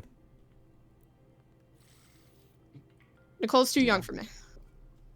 No, I don't want to do that. I don't know what you guys are talking about. Oh God. All right. Vera, what did you say? Does Tay have like a very recognizable, like uncomfortable look, or are they just like neutral? He would probably have yeah, he'd start getting fidgety and start looking away, not unable to make eye contact, and just kind of start deflecting, and which is exactly what he's trying to do here. But he can't seem to get away from you. It's like, leave Okay. me alone. You guys go do your thing. If you need a significant other, Cassia, I mean, Vera, Nicole, No, I don't. Look, Vera and I are feel- already in couples therapy. We can't talk about it. Tay, what's going on? What? I have my tea now. Hey, I let you knock 3.5 times, and we're close friends, almost. Close friends tell each other stuff. we're not close. Don't. You gave it to me. You can't deflect me. I deflect. You can't deflect me. Listen, there's somebody up there that I really do not want to see. In case there's somebody visiting that individual, I do not want to see them. I All mean, right, what room is it? that's a valid reason. You want them dead? I really don't care. Okay. All right. So it's a family member. You want them dead. All right. You want them dead now, or do you want them dead after we solve this murder? Cassia, I really think you should drop it. Besides, 3 will be better. Less people will be better for this. I feel like you should just leave it alone. Oh, come on. But when I hide stuff, it's not okay. When you do it, it's constant and annoying. Tay doesn't do it a lot, so please stop. He's pretty much an open book besides this situation right now. So I suggest we leave it alone. We'll deal with your issues later because you constantly have them. Okay? And then walks away. Oh, I feel like she kind of burned you right there. I guess that couples therapy That was is pretty hot. needed. Wow. Basically, she's trying to like make Cassia mad at her to deflect from her annoying Right. Tay. Right. Be mad at me, I won't leave call him for alone. a roll for that. Yeah, Are I won't you- call for a roll for that, but I will say Cassia does it get you upset even a little bit. She's frozen. Yeah. Cassia, you have like some lines on your brow. I'll admit This that is was gonna pretty be- messed up. That was pretty messed up. Yeah, this is going to be so fun. I can't wait You don't look to get up on that floor. happy when you say that though. You haven't blinked. Oh, I'm so happy, Nicole. Nicole, let's go upstairs. Tay, He's we're going to talk later. Oh, You can't get away from me. you kind of have a crazy look in your eye, actually. Nicole. Yep, Yeah. Hey, how's Yeah. law school going? it's going great. Yeah, you got kicked out. How's that going? What? Yeah. What are you talking about? You still have that look in your eye, and I don't know if you're joking or you haven't blinked in like a full minute. Uh-huh. Yeah. Okay. Yeah. Do you want some of my tea? It's helped calm me down. You do look like you're kind of flustered right now. Yeah. Do you want No, some tea? I'm just gonna have to go sort some situations up on whatever floor that. Okay. Multiple situations, clearly because Vera wants to be a problem as well. Okay. Well, Okay. we need to get badges to go up to her room, so we can't just All right, go. yeah. I would assume Vera had headed right to the nurse's station, right? Yeah. So. Okay. Oh, is she right? And then I will Okay, say, well, I will say here is where we're going to do our break. Okay. So I'll hit pause on that break time.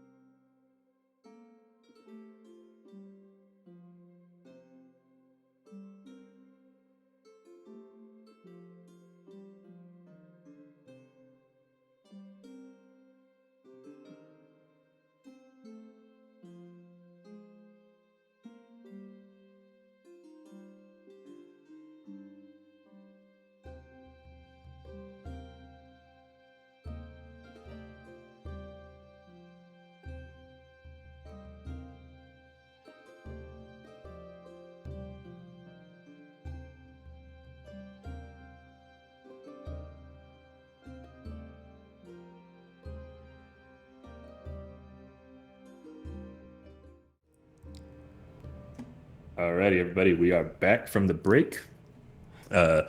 So Vera has just ripped Cassia a new one and stormed off. Cassia is sitting there looking tense. Nicole is trying to pry and get a little bit inside of her head. And then they were heading off to the nurse's station. Tay, you said you had something you wanted to do? Yes. I would like to pull Cassia aside. 1 second. Oh, And just say, hey, do you have a minute?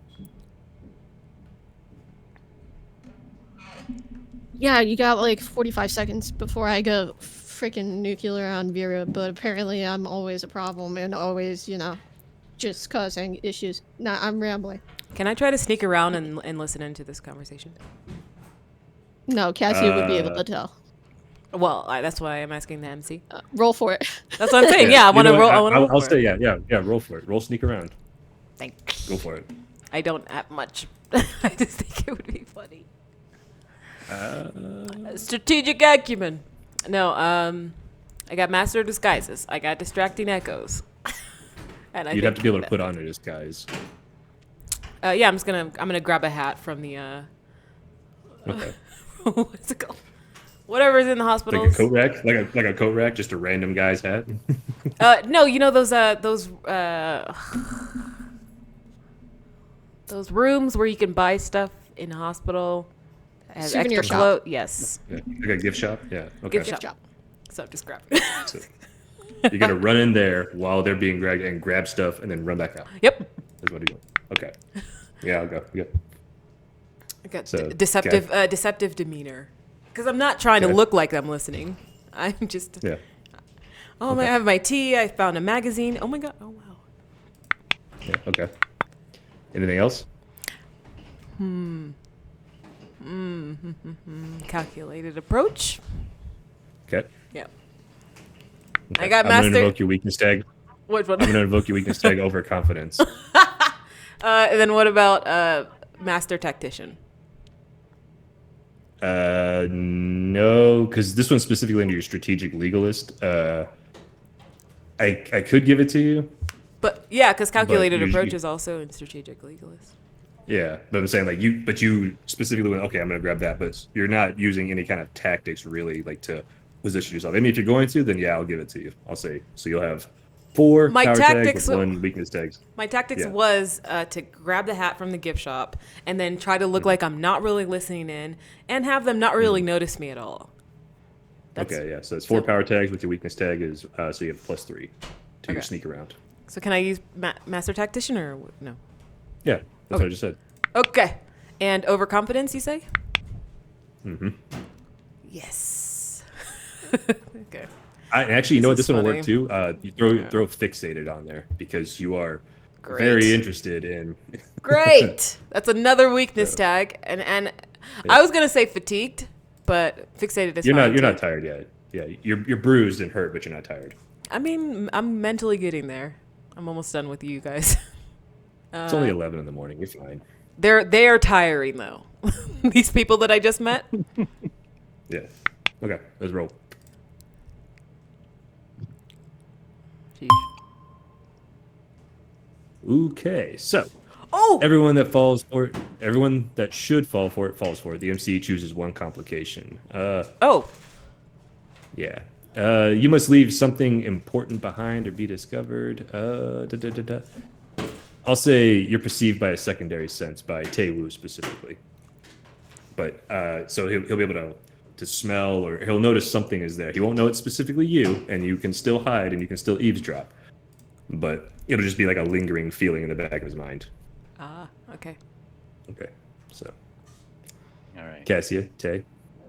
Yeah, Floor's yours. I'll approach. Yeah, so thanks. 45 seconds will do. I'll try my best. This place always gives me the creeps. I always feel like I'm being watched. Yeah, no, hot doctor is probably watching me. He's always around. So I It's want weird. to ask you about that. I was a bit glib before, and I know this is triggering for you. So, do you want me to come up? Why would it be triggering for me? I don't know. There's something. One of the hot doctors is I don't know. It sounds like you might have a history there, and if you need my support, I got your back. I'll come up with you if you need. Listen, I just don't want to keep you out of eyesight, you know? You could disappear or something, and I'm not you going know, anywhere. Deckard's done it before. You could just, you know, I Yeah. I prefer to keep an eye on you. But if you don't want to go up to that floor, I'm not going to make you. I clearly overstepped something. And No, you if didn't. there's You didn't. somebody up there, I get it. I get it. I don't want to see some people either, like Vera. But here I am. Wow. All the shade. Yeah, you're right. You're absolutely right. There is somebody up there that I do not particularly care for. But I will come up there if you need me. It's up to you, really. I'm not here to surprisingly push your boundaries, despite what people think about me. I just don't want you disappearing. I'm not going anywhere. No. I got nowhere else to be right now. Okay, don't get kidnapped in the lobby. That's all I'm saying. I'll do my best. I think we do need to keep an eye out on that Nicole girl, though. I think she's having a bit of a hard time adjusting. Adjusting to what? What's even going on in her life? I think I get the impression anyway that she's new to this whole being able to understand the whole rift thing. Mm-hmm. So maybe she's not getting. I mean, look at the way she reacted to Vera. All right. Well, I have to go rip Vera a new one. So send some thoughts and prayers to Nicole so I don't break her anymore. I think I should come up. I just have my hat and my tea. I'm like, Calm down. All right. I'm gonna go find Vera. You can stay. You can come up. Just know, I don't want you disappearing. Okay. All right. I'm not going. I'll wait for you here. Okay. You have my cell number. Text me if you need anything. Yeah. The last time we texted, that was when. Yeah. Yeah. Okay. Yeah. Okay. Okay. So complicated conversations finished. Yeah. Oh. All right. So, all right, Nicole, are you going to be doffing your disguise to make your way back to the front desk? As soon as they kind of walk right in front of me, I will take the hat off. I still have my tea, and I'm like, oh, hey, you guys. I was looking for you both.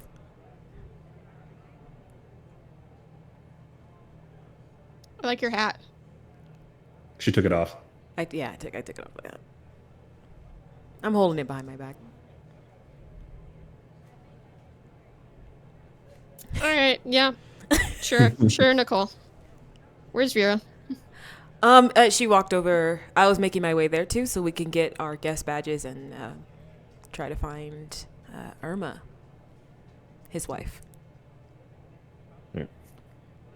So as they've been having this conversation, Vera, you've approached the nurses' station, and it's not as frantic and hectic as it kind of could be during this peak hours in the city. But the lady sitting behind it, Allison, she's a older woman, graying hair, really thick glasses on. You see her typing away on the computer, like she's actively engaged in inputting data.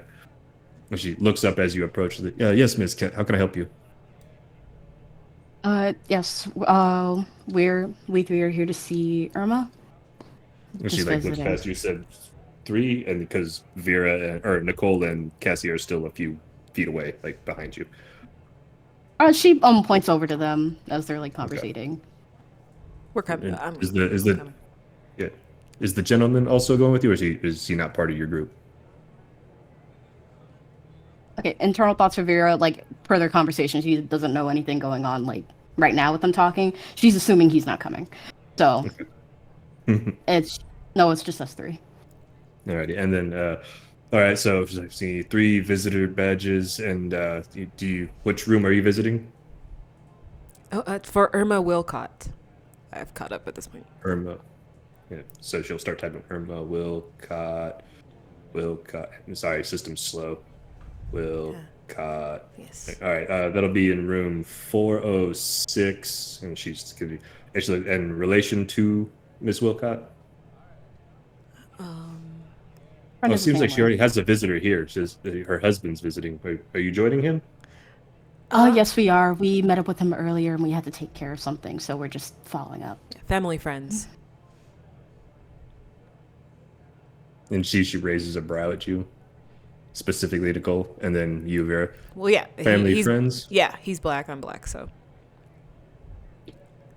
No, it's not at all what I was thinking. You don't have to go there and make it all about this, but that's okay. Do you? I mean, you look like you're in college, and it looks like you've been indoctrinated. It's fine. Yes. Man, and she looked towards Vera just to completely ignore Nicole at this point. Vera's black. You as said well. family friends? Yeah. You specifically said family friends. She's been here for 6 months. The only visitor she's ever had is her husband. So, Family friends. and Vera, I need you to convince. Okay, convincing, yay! I will give you a plus You one just got because this. you have Nicole there. You have Nicole there to corroborate the story, so you both are like lying together. And we're both black. Okay, just say I'm you're debating if I want to be like, I want to I'm go giving you Karen a on her, or I negative want to 5 flirt. because Nicole decided that this lady was racist. So Wow. above board.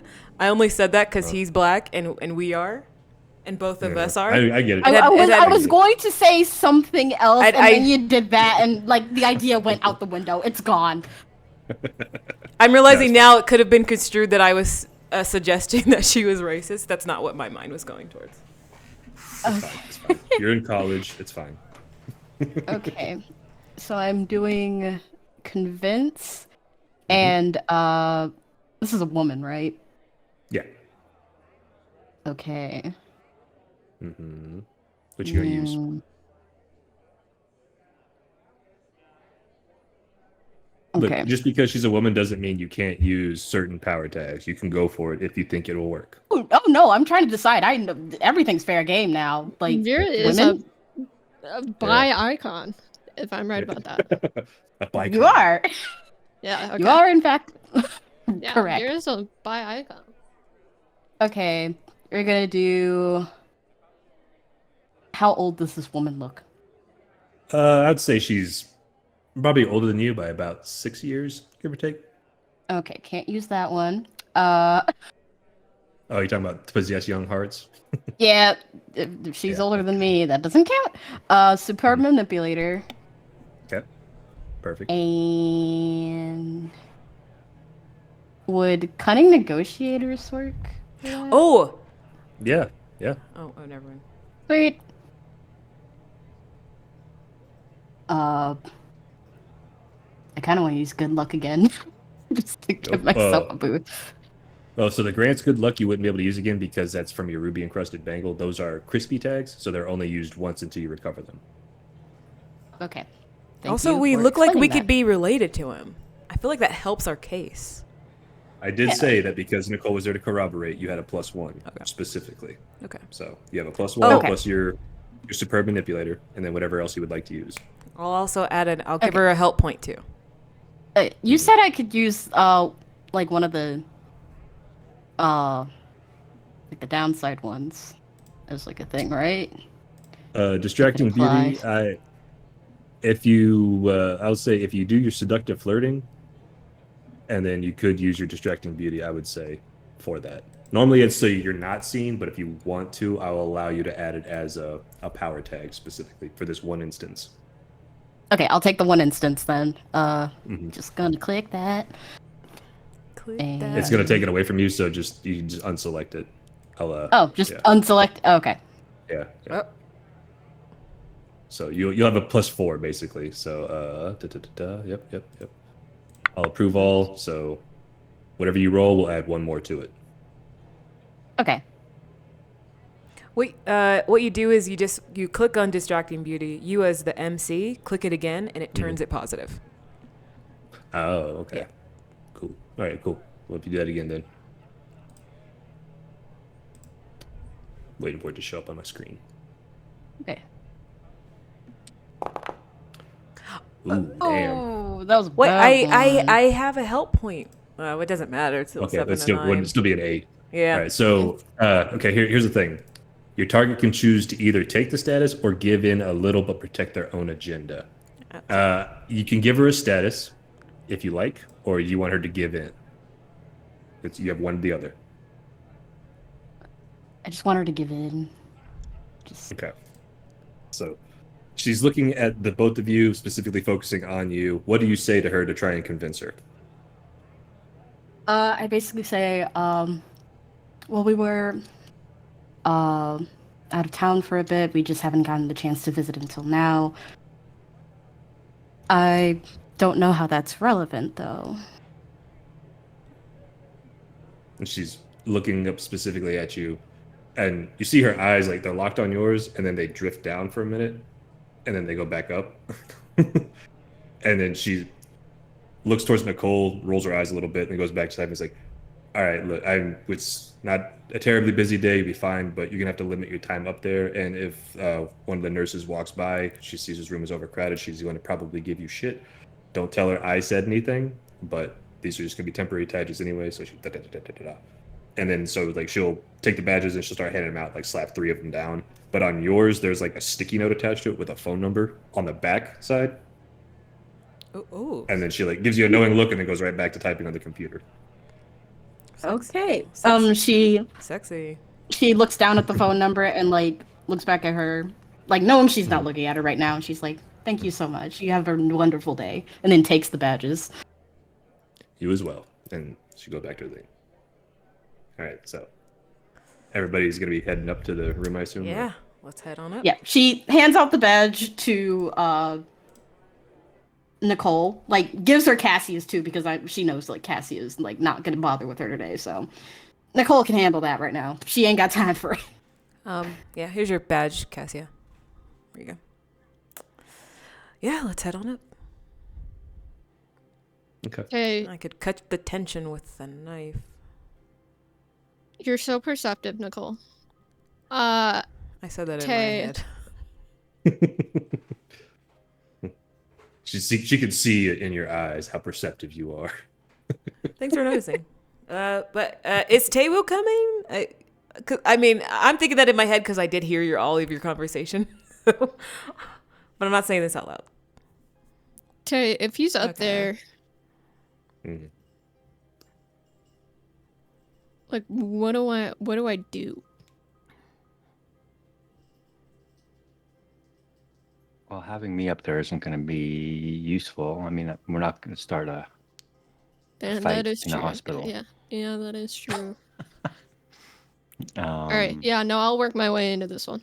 I got it. All right. I'm Slaps the just a badge phone on call her away. chest. Yeah. It's kind of crooked. But anyway, let's head up. All right, so Tay, are Yeah, you staying Nicole, downstairs? so Is that the final plan? Okay. Yeah. Yep. What were you saying, So Cassie? perceptive, Nicole. It's just so great. All right. You're so smart. So Vera, Nicole, and Cassia all head down the hallway, and then you can see that there's a little bit of hustle and bustle. You know, there are doctors wearing their scrubs, and they are all extremely hot. You know, the scrubs aren't loose or baggy; they are nicely fitted, and then you can see like they are strong people there, and it's almost like they're tailored specifically to accentuate certain aspects of their body to show off to everybody else around them. Yeah. Don't know why they would do that, but they do. I love this hospital. Did you guys? I knew that like everybody's hot here, but I didn't know they had a CrossFit gym. That's crazy. Man, I'd get paid 6 figures to work here for sure. Yeah, there's no way no one's getting paid lower than 6 figures to work here.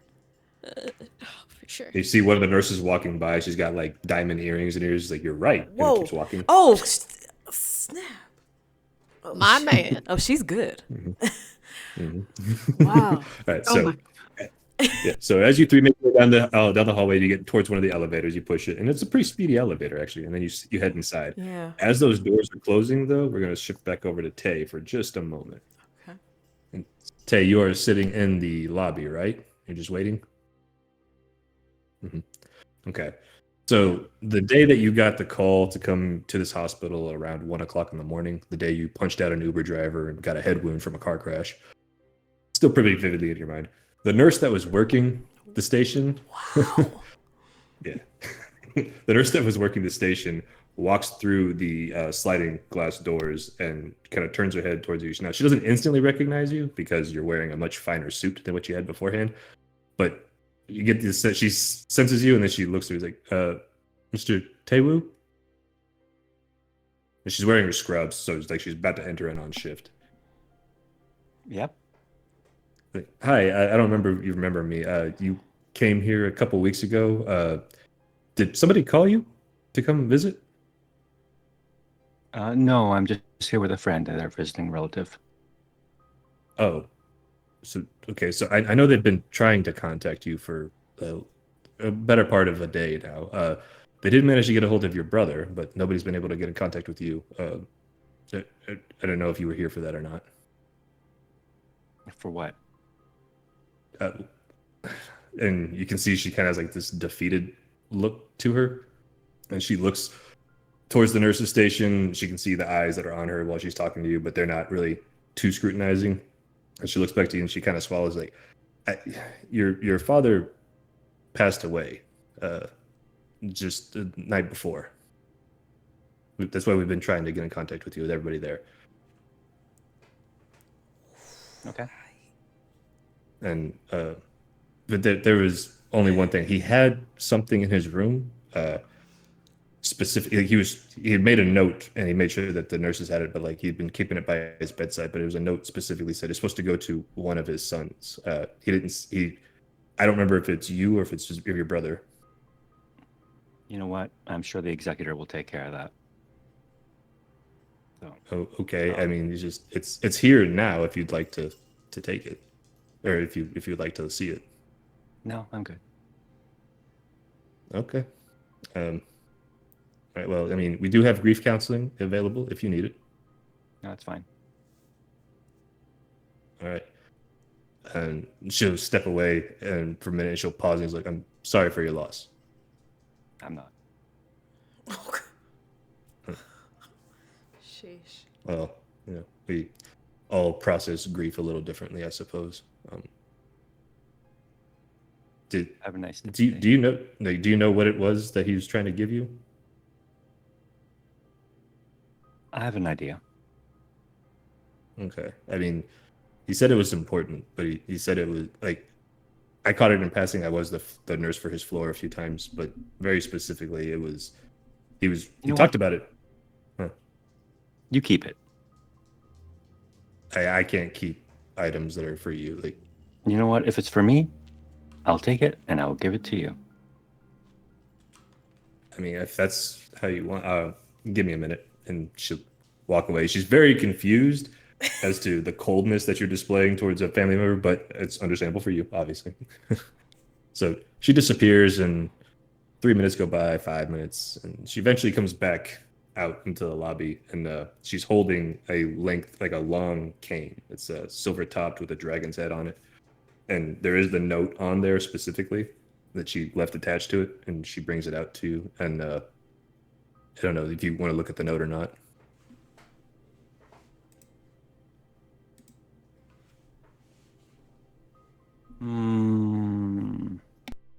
I'll look at the note.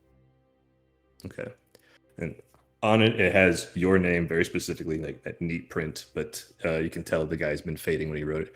And it says Taewoo, and then this was your mother's. Please accept it. If not, it will go to your brother. Very short and to the point, but it gets the point across that he wants you to have something that belonged to your mother at one point. Fucker.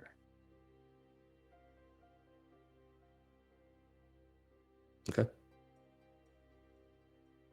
I'll take it. Oh, okay. you keep it. I'll go handle the paperwork, and you just And she'll like back away and head back towards the nurse's station just to leave you alone with your thoughts because you're kind of scaring her. Alrighty. All right.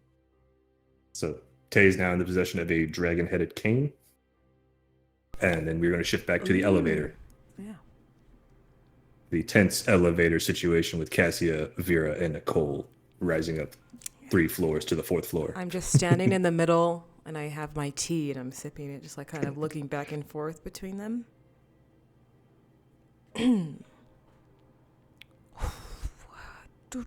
Vera's just waiting for the elevator to open, like, not saying Oh, you nothing. guys okay.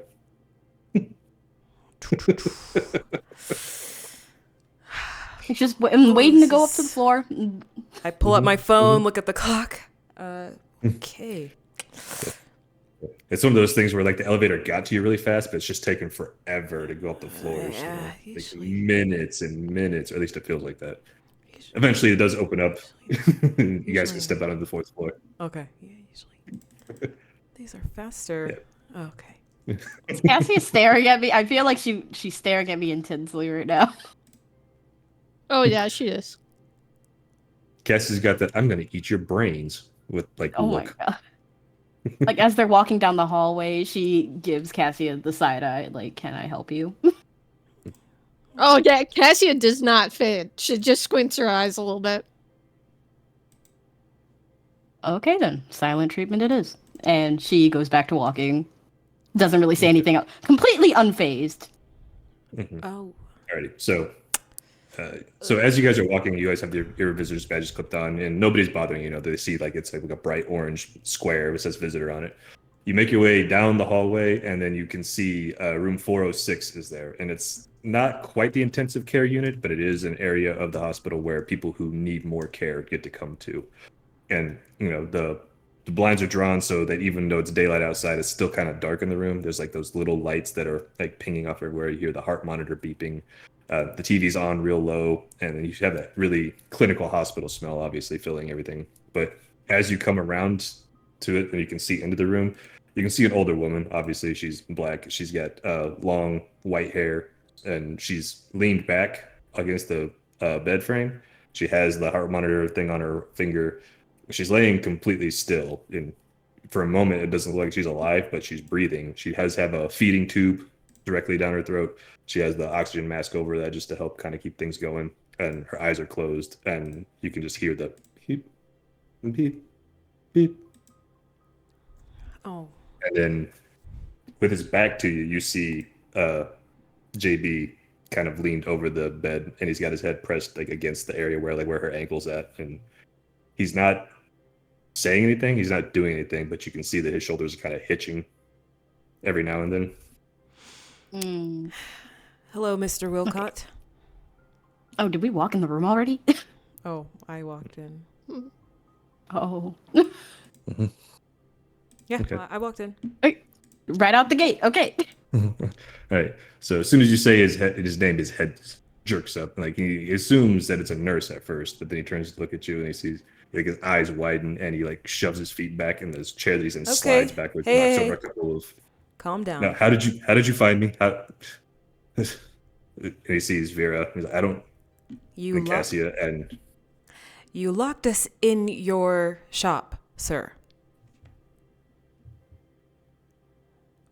What do you expect us to think?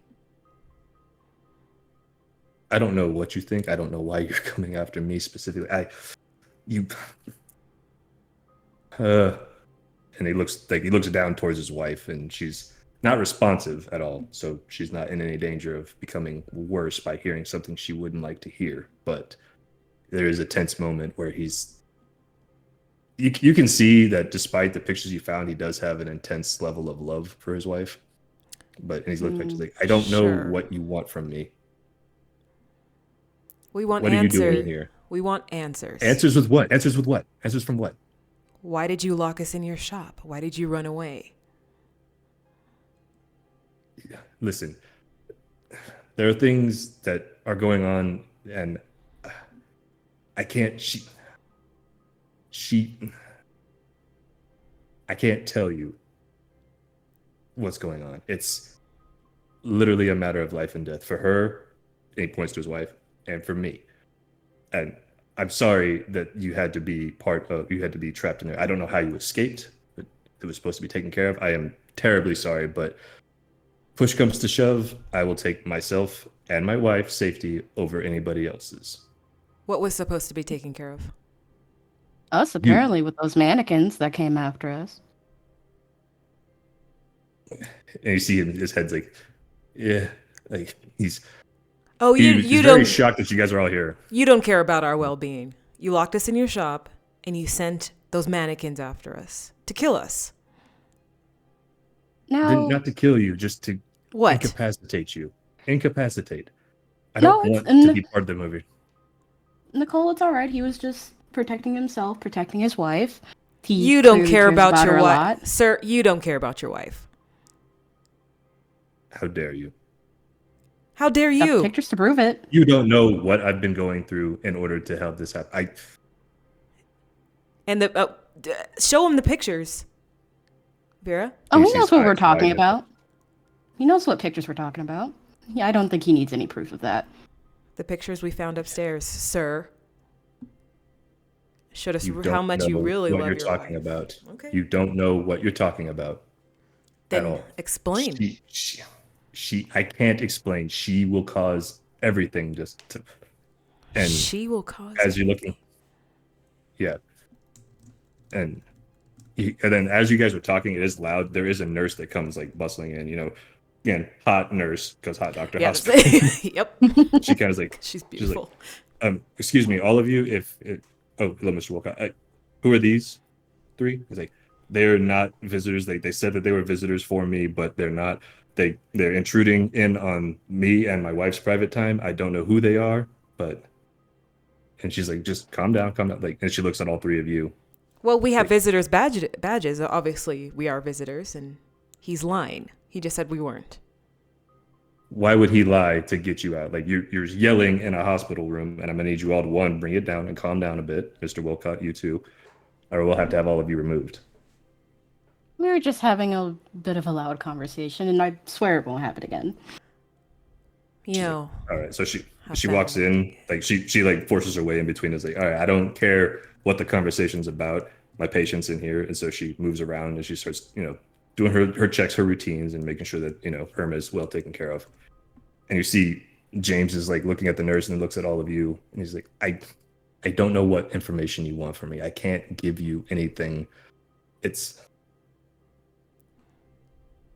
Why can't you give us any? Is there someone holding you back?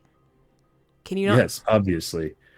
Like, do you think I would do this because I'm not a monster? I didn't want to do any of the things that I've done, but they've been forced upon me. And then you see the nurse looks up and she's like getting a little suspicious about what's being said. Mr. Wilcox, Maybe we should talk somewhere else. we don't know you, so we don't know what you would do. We know Nicole. At this point, I want you to roll a convince for me. Okay. Cassie, what are you doing? Cassie is just kind of leaning against the door frame. Mm-hmm. If Nicole kind of came in guns blazing and just straight up accused this man of having an affair, and then just went right onto the attack.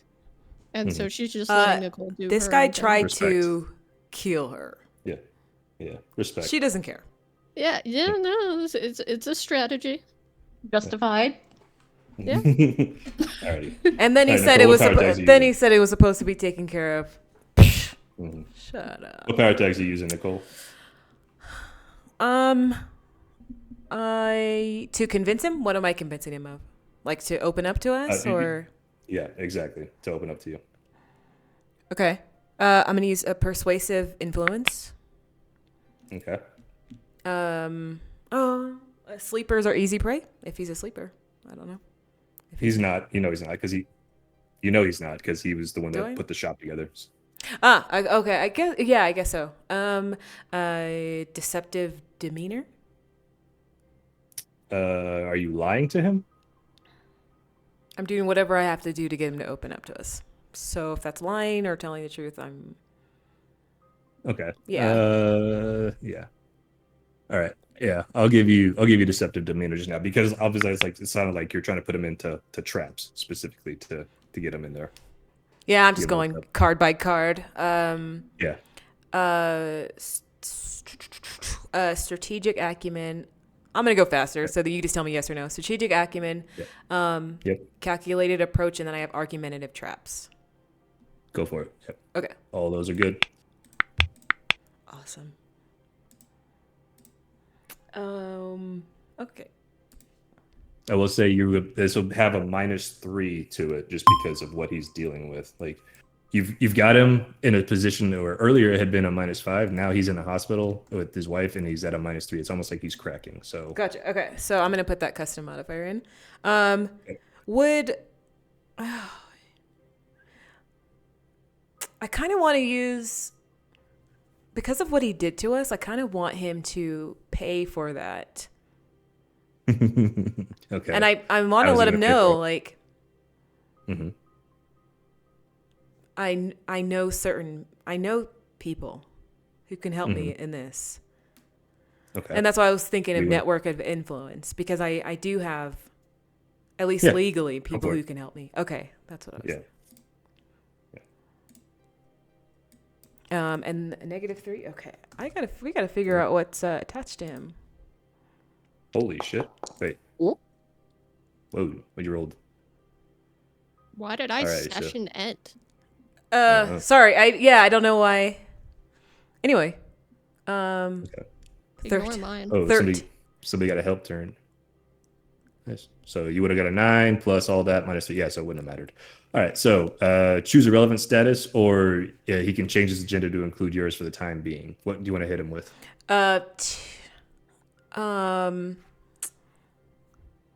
Forthcoming 4. Forthcoming 4. Okay. Yeah. All right. So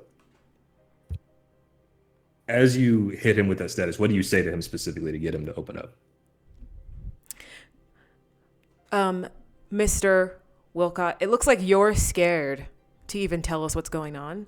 But obviously, we've stepped into your shop and we have seen some things that we cannot go back from. So please just be open with us. Mm. You put our lives You in can danger. see- I think at least you owe us some explanation, sir.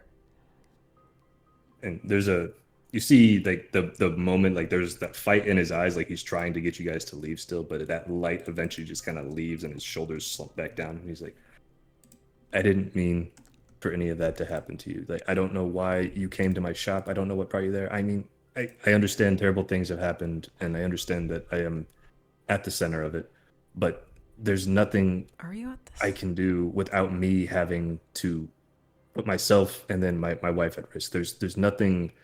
Like she's gonna hold on me and everything that I hold dear, and she won't let go.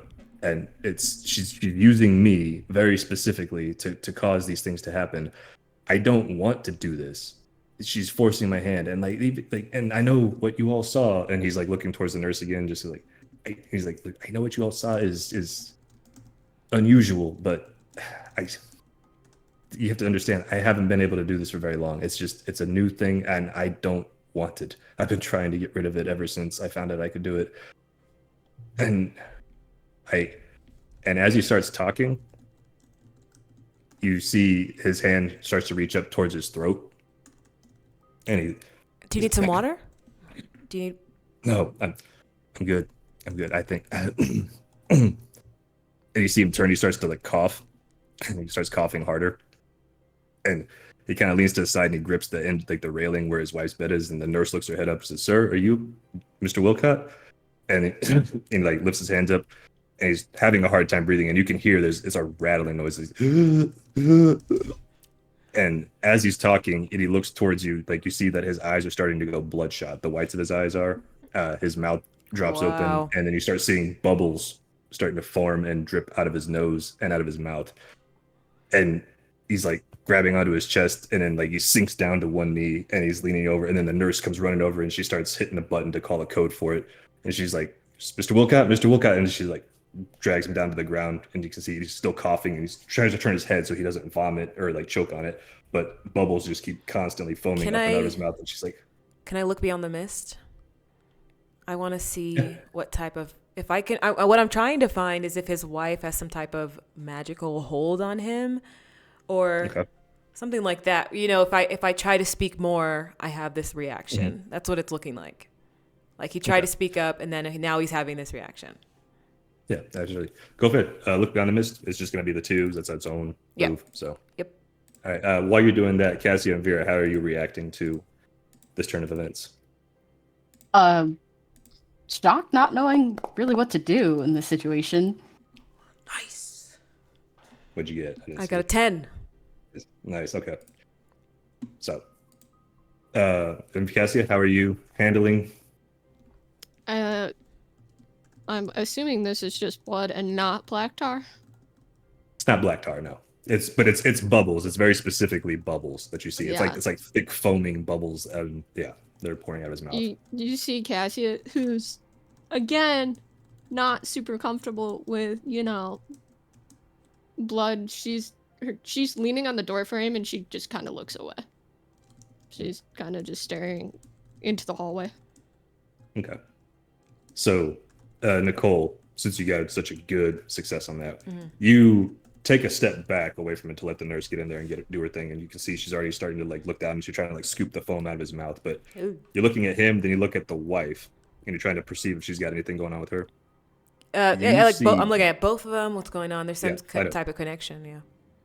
Yeah, I get you. So you look at the wife, and there's nothing coming off of her. But as you look back down towards him, you get two flashes of information that pop through. The first one is you are sucked back towards that mountaintop, the frosty air that is like caressing everything. You have the coal forges burning, and then you can see that it's like a shop that has got an exposed kind of atmosphere to it. You can see like the blacksmithing tools, you can see the forging, you see the bellows going, you can hear the same hammer strikes hitting one more time. And then as you look up, finally you can see the person holding the gauntlets with the runes engraved on them, holding the hammer, making the sword. You can see there's a dense beard with little ringlets that are rings that are actually like attached to it. They are very intricate, very shiny gold, silver, different types of gemstones. And you can see that the man that is actually hammering this thing is only about 4 feet tall. He's very squat, got wide features, got a thick nose, big bushy brows. And he looks up towards you specifically, and he grabs the sword that he's been forging and he like lifts it and points it at you. And then you are sucked back to the room. And then in that same moment, like you have that another flash of those visions where you're transported to another area. It's a pristine looking lake. There's greenery that surrounds the entirety of it. There's a thin layer of mist that kind of crawls across the top of it. It's clear. It's very pristine. It's very beautiful. The air is crisp. You have that scent of water that finally hits you, and it's like spring water. And you look around behind you. There's a large oak tree or like a large log that had been fallen over. It's got like moss and overgrowth on it. There's mushrooms. There's little things here and there. Water's not brackish. It's very clear. And you're looking out, and you can see a ripple that starts in the center of the lake, and it kind of goes outwards and it fades a little bit. Then you see like another one that's closer to you. Another ripple goes out and it fades, and it gets closer and closer and closer. And as it's reaching about the third, like a third of the distance between you, suddenly, what looks like a fin kind of appears at the top, and it surges towards the. A fin? I'm sorry. Did you say a fin? Yeah. It looks like a fin at first, and it surges towards the shoreline, and something bursts up and out of the water. There's droplets that are sprayed everywhere, and there's which you can see only flashes of like green skin. There's like a serpentine, or not serpentine tail, but like a fish-like tail that's quite lengthy, and it's kind of like flapping behind it. But as it launches towards you, you hear this ear-piercing screech, and all for a second, it looks like you look up to try and see it, and you see yourself instead as it lands within and almost on you. You feel touches, cold, chilling, nasty, wet, slick fingers grab a hold of your shoulders, and then you're sucked back to the room.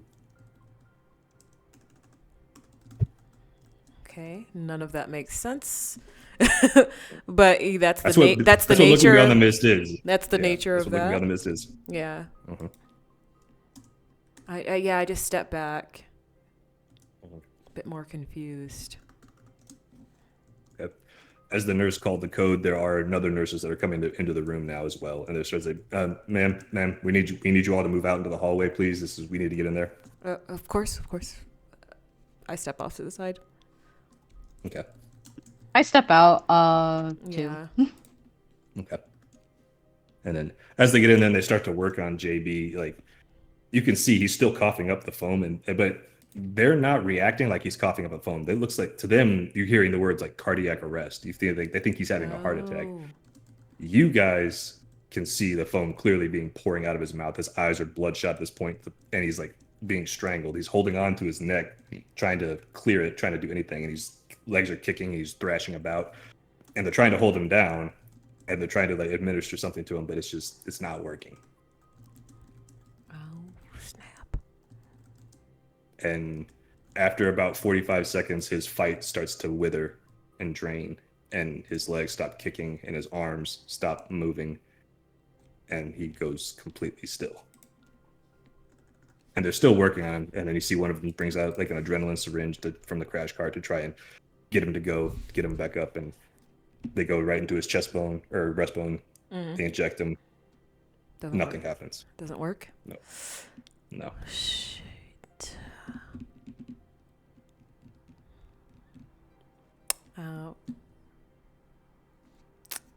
Vera, I think something had a hold on him. He did say he couldn't talk, and now we know what happens when you do. But it sounded like he was scared of his wife, though, right? No, he definitely wasn't scared of his wife. He kept saying he said she won't let me, though. That doesn't mean that's his wife, though. It looked like he cared about her. When I went up into the upstairs room, he had a bunch of her old dresses that haven't been washed in weeks. No one doesn't love their spouse keeps dirty laundry like that for a long time. Specifically theirs. What I mean is, in the context of our conversation, I was referring to her, and then he mentioned that he can't say anything. He said, "My wife has a hold on me, won't let me go." No, he didn't. He didn't say that at all. He said she has a hold on me, and he was threatening him and his wife. Yeah, Somebody was threatening him and his wife. That was she has a hold on me. But I was referring to his wife. Why would he say she has a hold on me? Because you asked him specifically about who's doing this to you.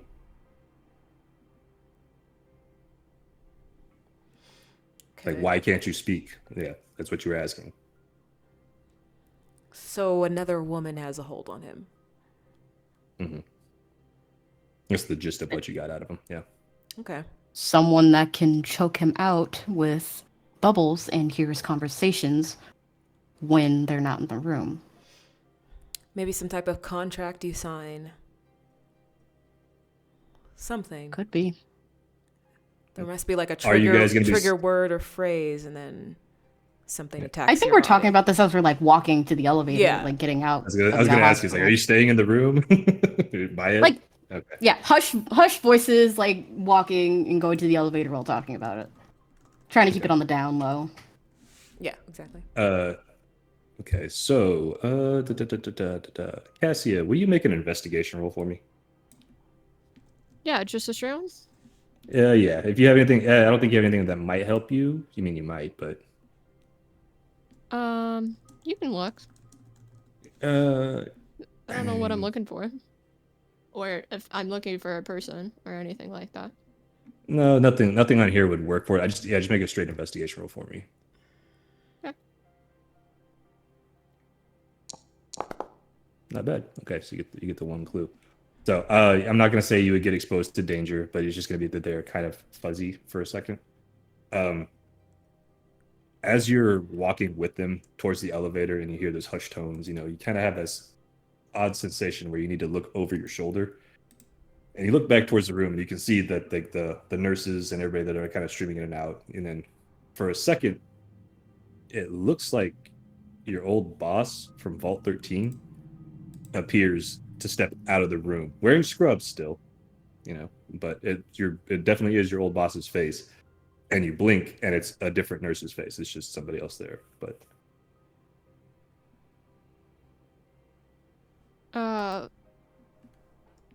Cassia just hesitates for a second as she's walking with Nicole and Vera. Kind of looks over her shoulder and then like stops for a minute. She's like, "Wait, no, we're fine. At least it wasn't Black Tar, and she's not back." But it could be someone with her. Who knows? Oh God. okay. We're gonna get raided again. Nicole, have you ever been raided before? No, never. You? 3 times? It's been like 2.5. Whoa. 2.5. Sounds stressful. Yeah, I'd say so. get The used to second time they used a flashbang, it was kind of unnecessary, to be honest. Your life is wild. That's what the hard drugs are for. Yeah, I guess. Alrighty. So you guys are in your hushed whispers, and Cassia's moment of hesitation. You make your way back into the elevator, and then you make it down to the 4th floor. And you can hear that the code is being answered, but there's still you can hear footsteps that are moving around. That's like the first code they've thrown in the last hour or so. So people are moving quickly. But you make it to the base floor, you step back out, and then you can see Tae Woo sitting in the lobby holding his new gift. Yeah, you'll see Taewoo just sitting in the reception area with this sword and its scabbard sitting on his lap. And he's just staring at it. Hasn't really picked it up or looked at it. He's just staring at it. Oh, that's cool. What's that? Hey, you got a suit and a sword? Well, Or, it's like, a cane. a cane? with a sword. Yeah, it's a cane. Yeah. That's You pretty can cool. twist it and pull out the sword part of it, but yeah. I'm jealous. I Yeah. just saw a guy die. Now you get a sword, or you get a cane and a new outfit? I don't think we should be discussing this inside the hospital. Well, I just saw that I would tell him that the guy Probably died. not. Oh. JB Who did. died? JB did pass, though. We should talk more out of the hospital. Did you kill him? No, we didn't kill him, but someone did, and I think we should keep our voices down. And she's like trying to like nod towards like, hey, let's get out of here, like at the door. Yeah, I swear to God, someone's listening to us in here. Nicole looking left and right. Yeah, let's get out of earshot, please. Yeah, and thank you. let's get out of here. Okay. So you guys are all gonna leave the hospital as quickly as you can. I'm assuming you guys are going back into your normal cars to have a conversation. Mm-hmm. Or are you all gonna meet up in one? We probably like park next to each other, just hanging out. Yeah. Parking lot. We really need a new meeting spot. Trudy's I shop mean, is no more. The parking lot's fine. Nobody can hear us out here. Yeah, we could all pile into Vera's car. I mean, I think Yeah. her car's going to be bigger than mine and nicer. More suitable for the new suit. Yes, and Exactly. More suitable for the suit. I would just I would just recount everything that happened up in the room. Okay. It seems someone has a hold on him, or had a hold on him. I think it's very, very important to understand what triggered it. Exactly. He was about to share something when he kept saying over and over he couldn't say anything. He was going to tell us something, and then immediately after he started choking. It's like you sign a contract, and if you breach it, it means death. I mean, he was obviously being blackmailed, right? He's in love with his wife. It seems more than blackmail. He had Extortion. an affair, and they doesn't seem like he was too happy to have an affair. You know, again, it could have been wrong time, wrong place. You know, I slipped. I mean, he looked pretty happy Whatever. in the photos, so. Yeah. Well, there's a lot of people that can make photos look very convincing. I mean, trust me on that. Sure. He's still cheater, so. Yeah, you don't know if he was forced to, and clearly he just died for it. Not even sure if that college student was worth it, but That I don't- college student was in the same dorm as you and the first victim. The first victim? The one that was your started roommate. this whole investigation. Yeah. Oh, Ashley. you Ashley, yeah. I don't even know what the mistress has to do with any of this, so. I mean, the woman, she could have been the woman that killed him. Possibly. There's still Ashley. Taewoo, this Ashley, was supposed to be a simple murder. Oh, I think the murder itself was simple. Everything else is complicated. Yeah, you know what? You got me there. Well played. But I think something keeps drawing me back to the university. We still need to find your book. We still need to find my book, but Tay, we should also listen to that phone call that the precinct had. I don't know if you want to make that call. See if you can get the recording. Maybe we could hear a woman in the back. Sure. Could be the same person. What was the name of that lieutenant, or I can't recall who he was that said he would that he met the crime scene again? Levins. Levins, thank you. Yeah, I'll give Levins a call, see if he can dig that up for me. I think he's the only one I can trust right there, right now. There. Yeah. Are you calling him right now? Yep, I'll give him a shout. Okay. So it takes a couple of rings, but then you hear the voice come on and say, Officer Levins. He gave you his work phone, so he specifically says, Officer Levins. Hi, this is Taewoo. I need Oh, you Detective to. Hi, I need you to pull up phone records, and even if we can get a conversation. For who specifically? Is this involved earlier? Yeah, I'm sorry. Crazy day here at the precinct. All right, I do know the dispatcher that has the recording for it. It's going to take me a little bit to get it, but if you can come by later on tonight, possibly, or tomorrow morning would probably be best. I can give you all that information. Yeah, it will just take me time just because we have to get it, processed and then out. But then I'll make copies and it'll be yours, so you can listen to it as many times as you want. Great, thank you. I understand. Please try to keep this as quiet as possible. Yeah, of course. I am going to tell you the news has finally got their hands on the crime scene now. Unfortunately, we were able to keep them back as far as possible for a few more hours, but as of now, it's going to be broadcast sometime later today. I don't know when, I don't know what they're going to say, but we'll give our statement saying that the investigation's ongoing. We won't name any names, but just as a heads up, it'll be public knowledge soon. All right. No, thanks for the heads up. Mm-hmm. Yeah. And I'll give you a call as soon as the information's ready for you. All right. I appreciate it. Anytime of night. Yep.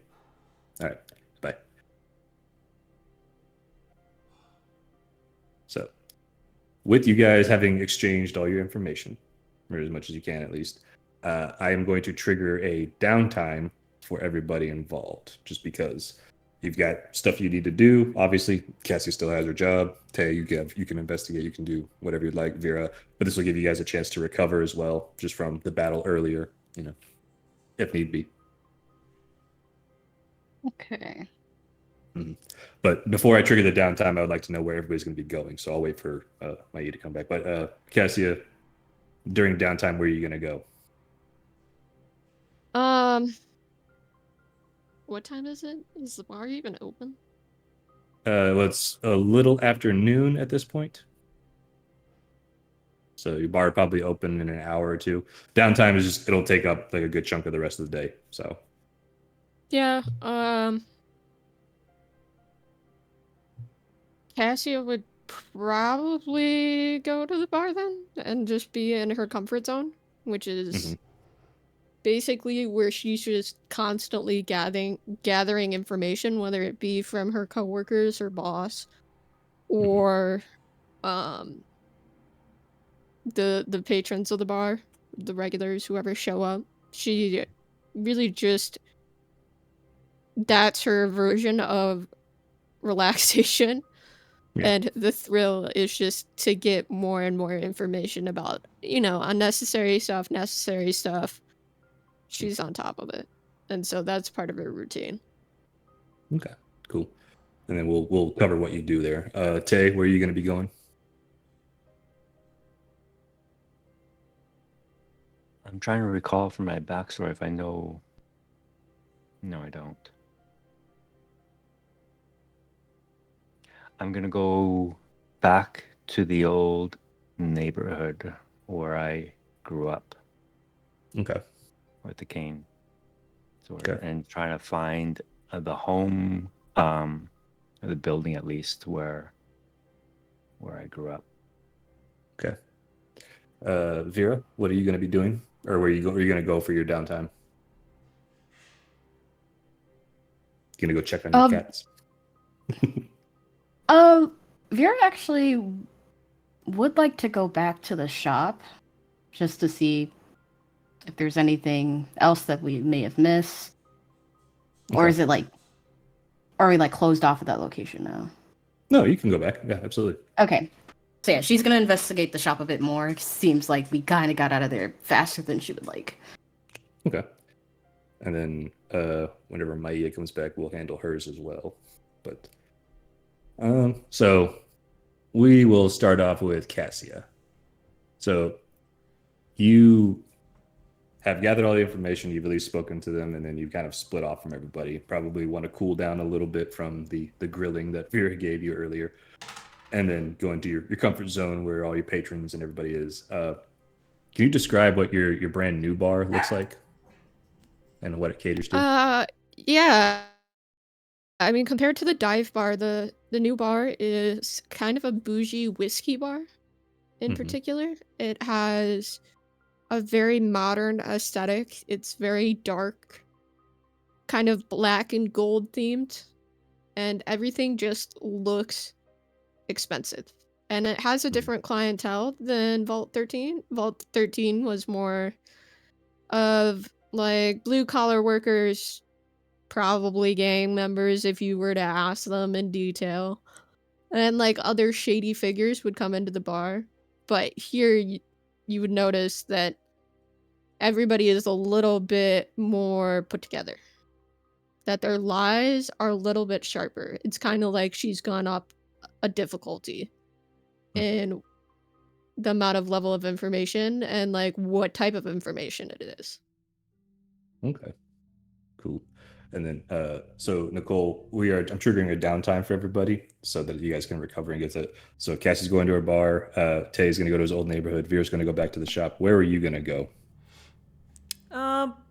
Probably not back to the campus. I'll probably go back to the family home. Okay. Yeah. Okay. And then, cool. So my I'm going to go room back there. to. Yeah. So we'll go back to Cassia. So what are you going to do during your downtime, Cassia?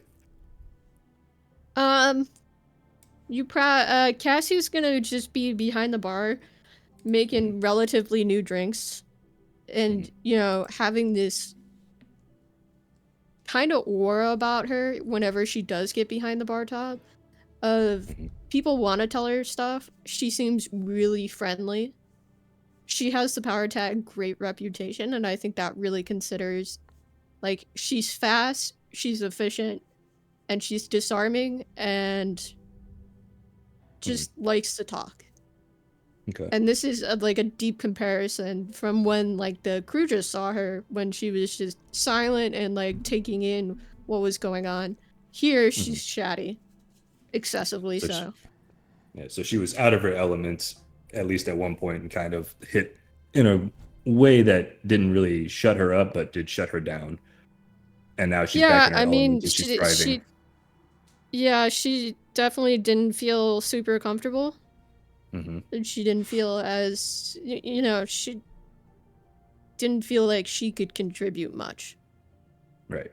And now she's back to her prime real estate, which is where she gets as much information as possible.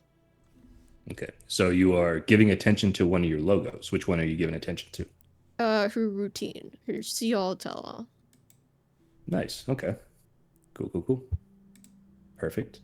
Then we'll go with Nicole next. Okay. So you are making your way to your family home. I'm sure using public transportation, or at least you know exactly where you need to go to get there. Yeah. And then, what does your home look like? How does it make you feel? And what are you doing during the downtime? It's downtown. Mm-hmm. It's how would you say? It's not a loft. It's a 2-story. Like a brownstone? Yeah. Or Yeah, it's a brownstone. Okay. Sorry, the word was. Yeah, I got you. Yeah. So I go back downtown to the brownstone. I don't think anybody's home right now. I think both of the parents are working, but she's just definitely trying to relax. So she's reading while she's there, just trying to take her mind off of all the crazy stuff that's happened. And Magic isn't real. Books are real. books are real, but there's no denying what she experienced today. So her worldview is kind of changing. I think. Let's see. I guess recover from my last activity. I think I have. I think I'm battered too. I think that's me. You are battered too. Yeah. Yes, So, that's what I would do. yeah. If you want to recover, you don't want to explore any of the other stuff. So use your downtime, and then you can remove your battered too. Okay. Yes, that's what I'm gonna do. Okay.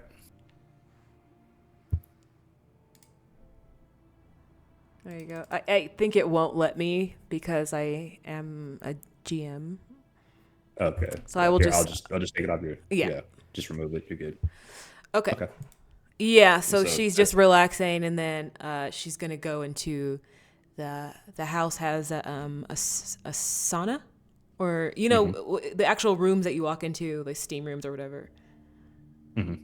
So she's going in there to read and relax with a Kindle. With that bougie. Not with a- that bougie stuff. Yeah. Yeah. Yeah, they In both the make good money. sauna? It's It not. would It's not ruin a. the books. It's not a hot tub, You're right? bringing a Kindle into a it's sauna? It's It's waterproof. So Yeah. I have one of those. And you don't want to ruin the pages. But one of those bags that you put in when you're going to like a watery thing, and you It's zip a it up. sauna. It's not about the water. It's about the heat. That thing's gonna be nuclear. I do it all the time. Yeah, it's fine. All right. So Nicole is de-stressing and recovering her battered body by sipping in the steam and letting that relax the muscles and try to work through it. And you do feel much better after it. Like as you got hit pretty hard, you got swept pretty hard, and you did see that they were really strong, but you can also tell that where they hit you and how they hit you wasn't quite enough to do lasting permanent damage. So you, with a little bit of stretching, you might be like a little sore, but not enough to impede your functionality in the future. I mean, even more than her body, her mind's rattled. Like, Well, she. the battered too is the only thing you were recovering from. Everything else is just incidental. Yeah. But tell me, no one can go into a sauna and not feel better after a while. Yeah, that's true. I just feel hot. Yeah, I feel sweaty. It's great. Yeah, that's what she does. Perfect. And Vera, you were going to use your downtime. What were you doing? You were going back to the shop. What would you like to do there? She wants to take more of a closer look at the mannequins and explore the upstairs room a bit more. Maybe Okay. grab some more photos just to be sure. Okay. I mean, like, he's not trigger gonna your use them downtime. anyway. Oh. Yeah, so trigger your downtime in the thing, and then tell me which of these options you're using. Okay. You went back to his shop? Mhm. Yes, I Oh, did. interesting. Okay. Yeah, she thought you guys got out of there too fast. It wasn't explored enough for her. Okay. Yeah. Okay. Work the case. Explore your mythos. You said choose how many? Yeah, choose one. Which one are you Choose gonna one. do? Hmm. Work the case. Okay. So you're gonna work the case. How are you gonna work the case, and what you get 3 clues basically. So what questions would you like to ask? Okay. Oh, it's the questions, but again. Uh.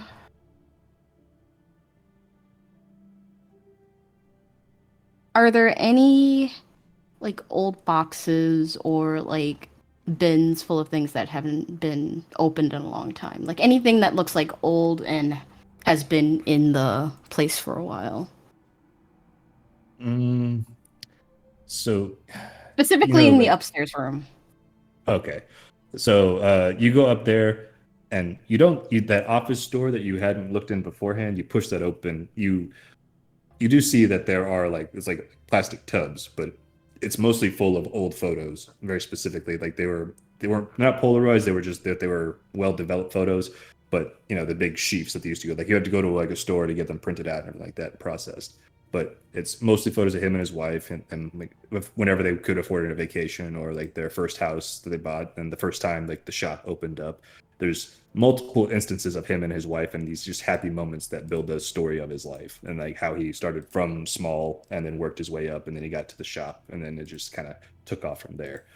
And then there are moments that you see where there's pictures of her when she first got diagnosed, but him at her bedside, where she's still able to talk and speak, and then it just progressively gets worse. And then there's it just kind of stops after a certain point. Like he stopped taking photos because he didn't want to push that memory as something that would be permanent. He'd rather remember her as she was. Okay. Mhm. And are you looking for something specific with these old things? You can just ask me that.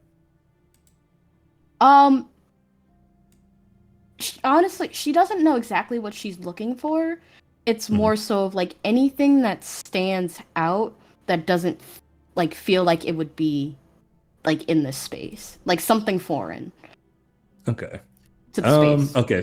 Yeah. So I would say that as you're looking through all those things, there's a moment where you get this like tug, this kind of pull, uh, back to the bedroom.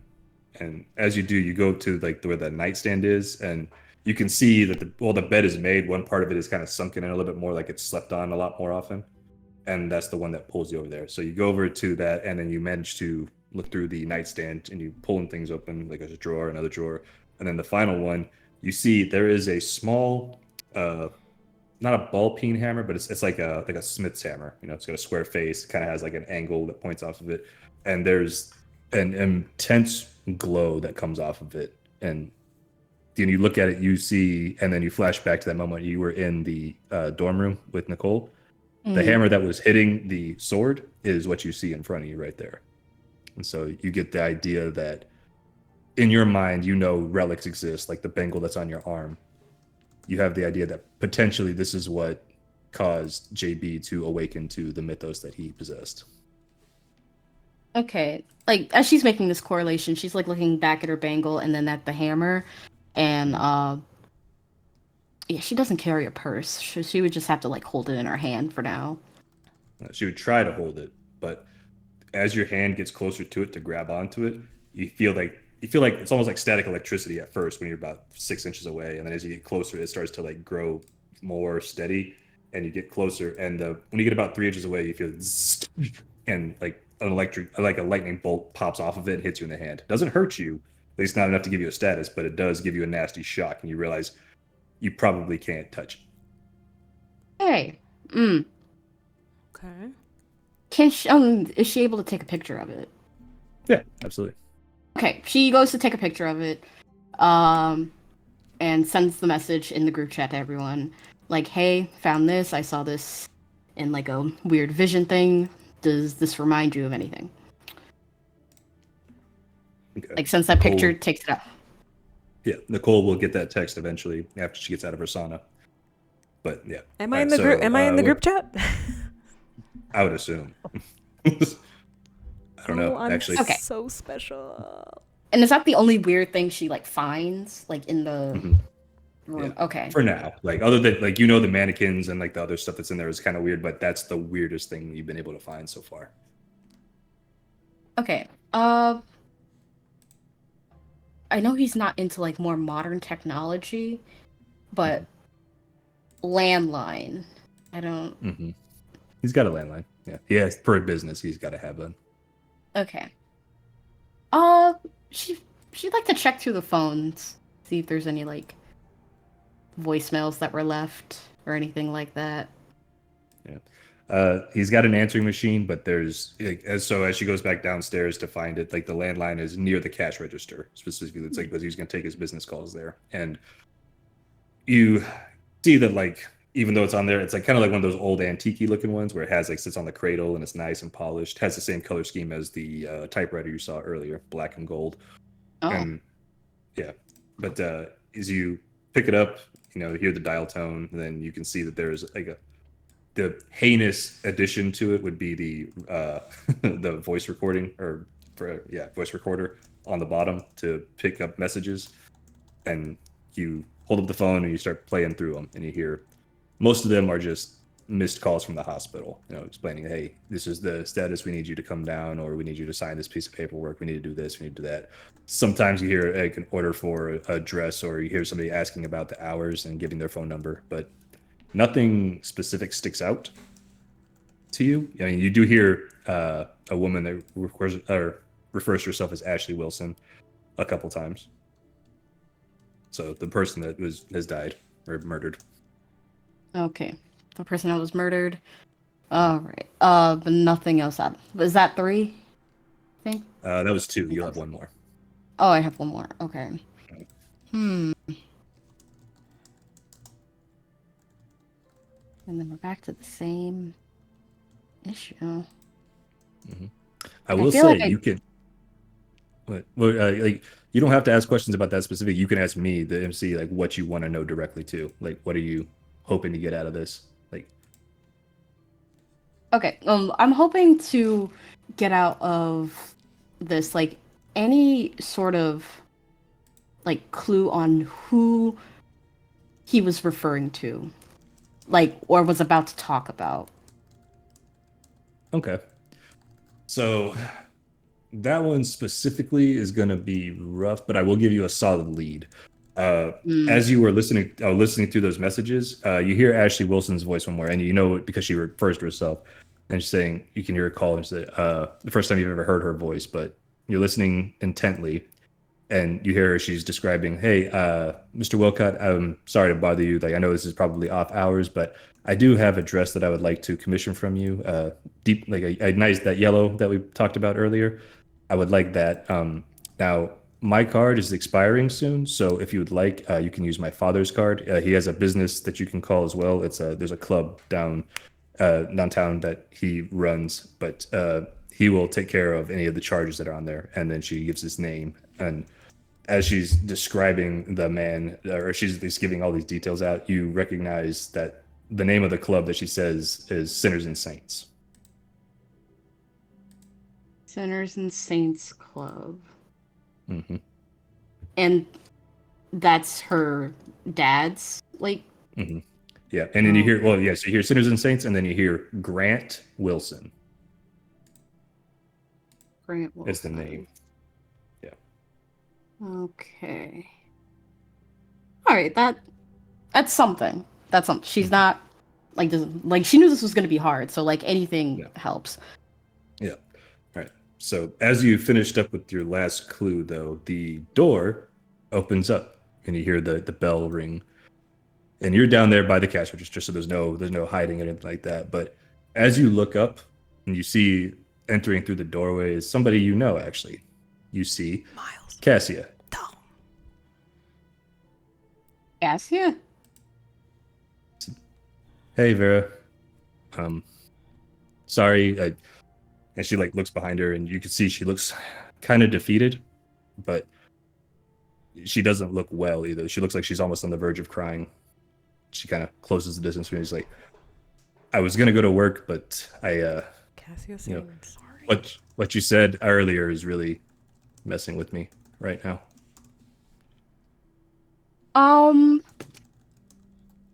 Knowing Cassia and knowing that she was definitely mad at her earlier, Mm-hmm. radar's immediately going off. She is suspicious of this because Vera would be the last person she would actually be crying to. Maybe Tay. I said but she's on the verge. I said she's on the verge. Even on the verge, she's like very suspicious because she knows like Vera would be the last person she would go to. I don't And know. she would be the last to find out. So she's like hesitant, but like saying like, "Oh, what's wrong?" Like, I know we were like getting into it. I know I said some shit, but I thought you'd still be mad. Yeah, obviously.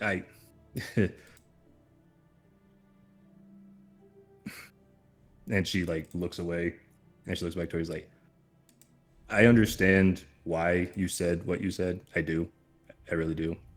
And I've been trying to work on that, and it's not working well.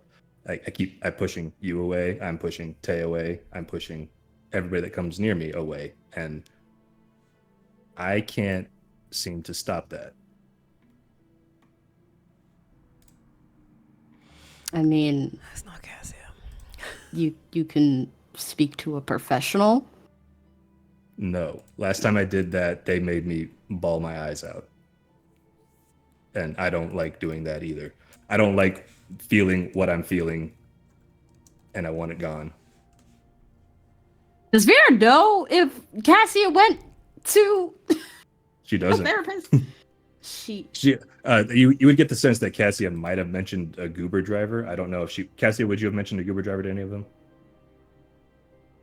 No, the only person that she mentioned the Gruber driver to was Taewoo. Okay, so you would know for sure if she said it or not, or if she actually Okay. had gone to professionals. okay. She's still suspicious, but Yeah.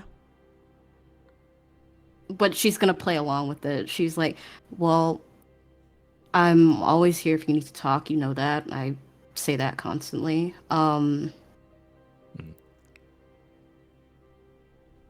But I'm not sure That's why you. why I'm here specifically.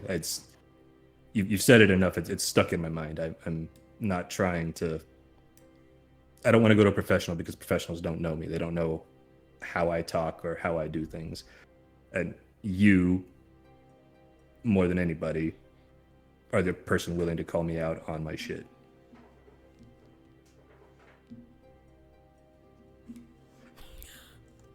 The pauses in game as well. Just taking in all the information. Well, why don't we actually go to your job, and while you work and clear your mind, we can talk for a little bit. How does that sound? Don't go with it. I mean, I took it off just because there's a lot going on. I don't want to be like this in front of customers. I have a reputation to uphold. And if I can't do what I normally do around them, even though it's my comfort zone, it's not going to work out well for me. You know, once the reputation's lost, it takes forever to get it back.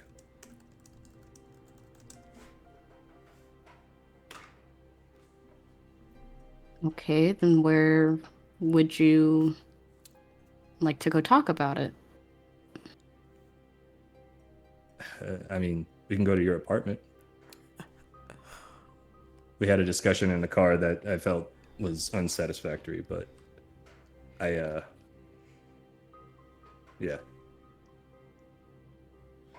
Did it say in the car?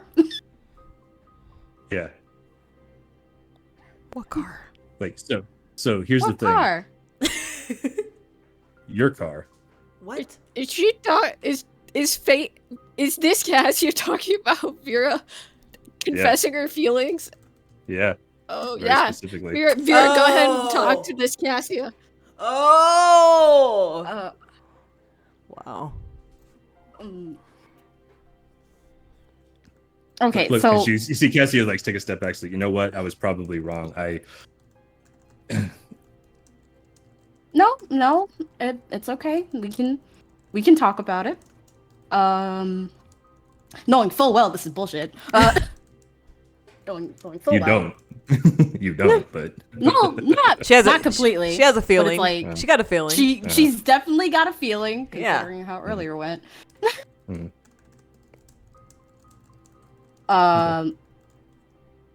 Shall I?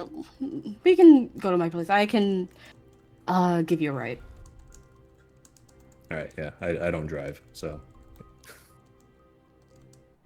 all right, Yeah, so you. we're gonna A license is after very that, beneficial now. alrighty.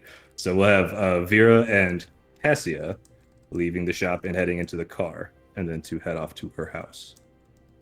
And then Tay, we're gonna transition to you. This will be the final one before we end the session tonight. All right. So you go into your old neighborhood.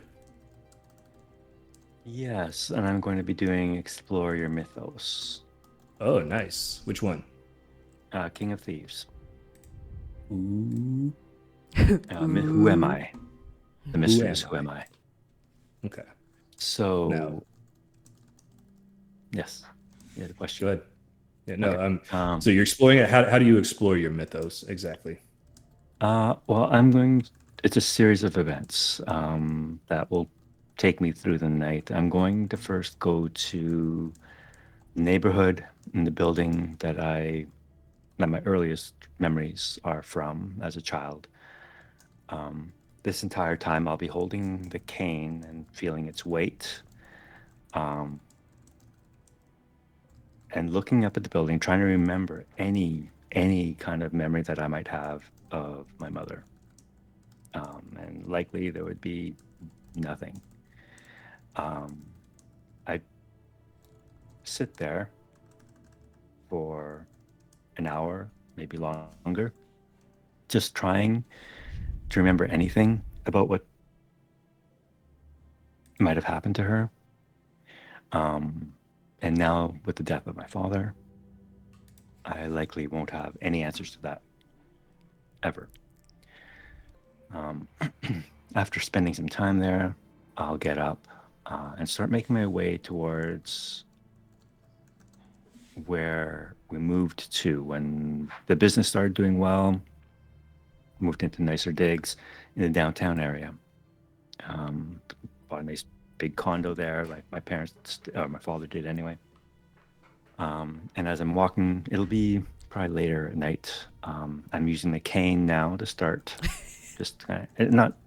I don't need it, but I just like to walk with it, feel its weight, and hear the tapping as it hits the cement sidewalk. Kind of keeping up a cadence or a rhythm as I make the journey from the old town. Is that what it's called? I don't forget the name of the neighborhood. Old quarter. To downtown, old quarter to downtown. When I get to downtown, I'll stand in front of the building that my father and brother lived in. The last building I lived in before I moved out and left. And again, trying to recall any memory. And I'm trying to focus on the good memories that there might have been in that time. But most of those years would have been spent angry, full of angst, and resentment.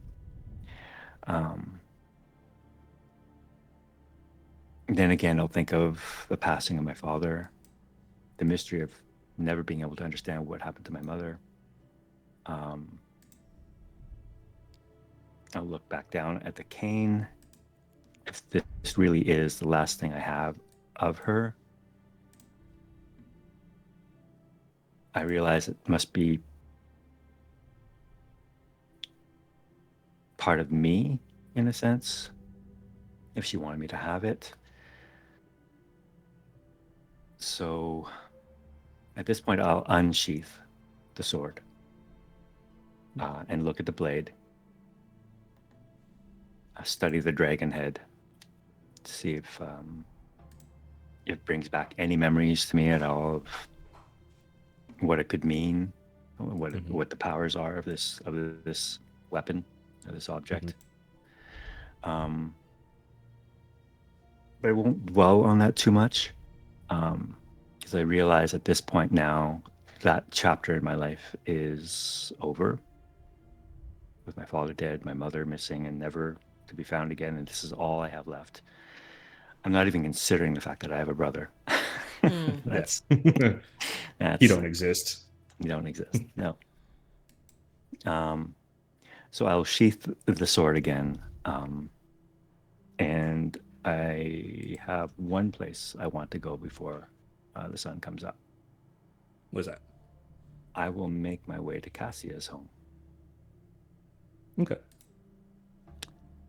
And so, sorry, go ahead. I was to say, go ahead. Yeah, make sure you're gonna reach her. You said you want to reach her house. Yeah. Okay. I'm assuming. I don't know. Does she live in a house or an apartment or condo? I don't know where she lives actually. It would be an apartment. She lives in the same apartment that she's always lived in since she was a kid. That her dad left her and her two brothers had. Okay. You have to knock 3.5 times though. She loves to live in that trauma. That house is just full of pain. Yeah. But also, like, there's no guarantee that Cassia is there whenever you're gonna knock either. Exactly. She could still be at work. So I realize that. Mm-hmm. But I will just very purposefully and very intentionally walk up to the door and very firmly knock 4 times. Oh. Whoa.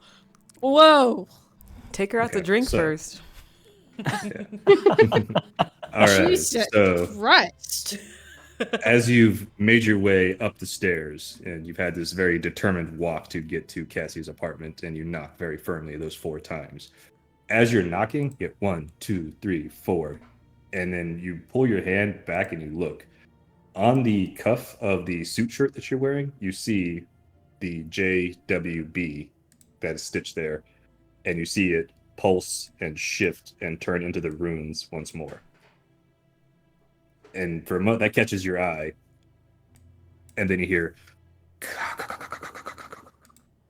from directly above you. Right. And that's where we're going to end tonight's session. What? That'd be great if another Cassia came up. Hey, too. What's going on with Cassie? She got a mannequin upstairs. She got mannequin upstairs. She got a double. She's got a mimic running around. A mimic. So,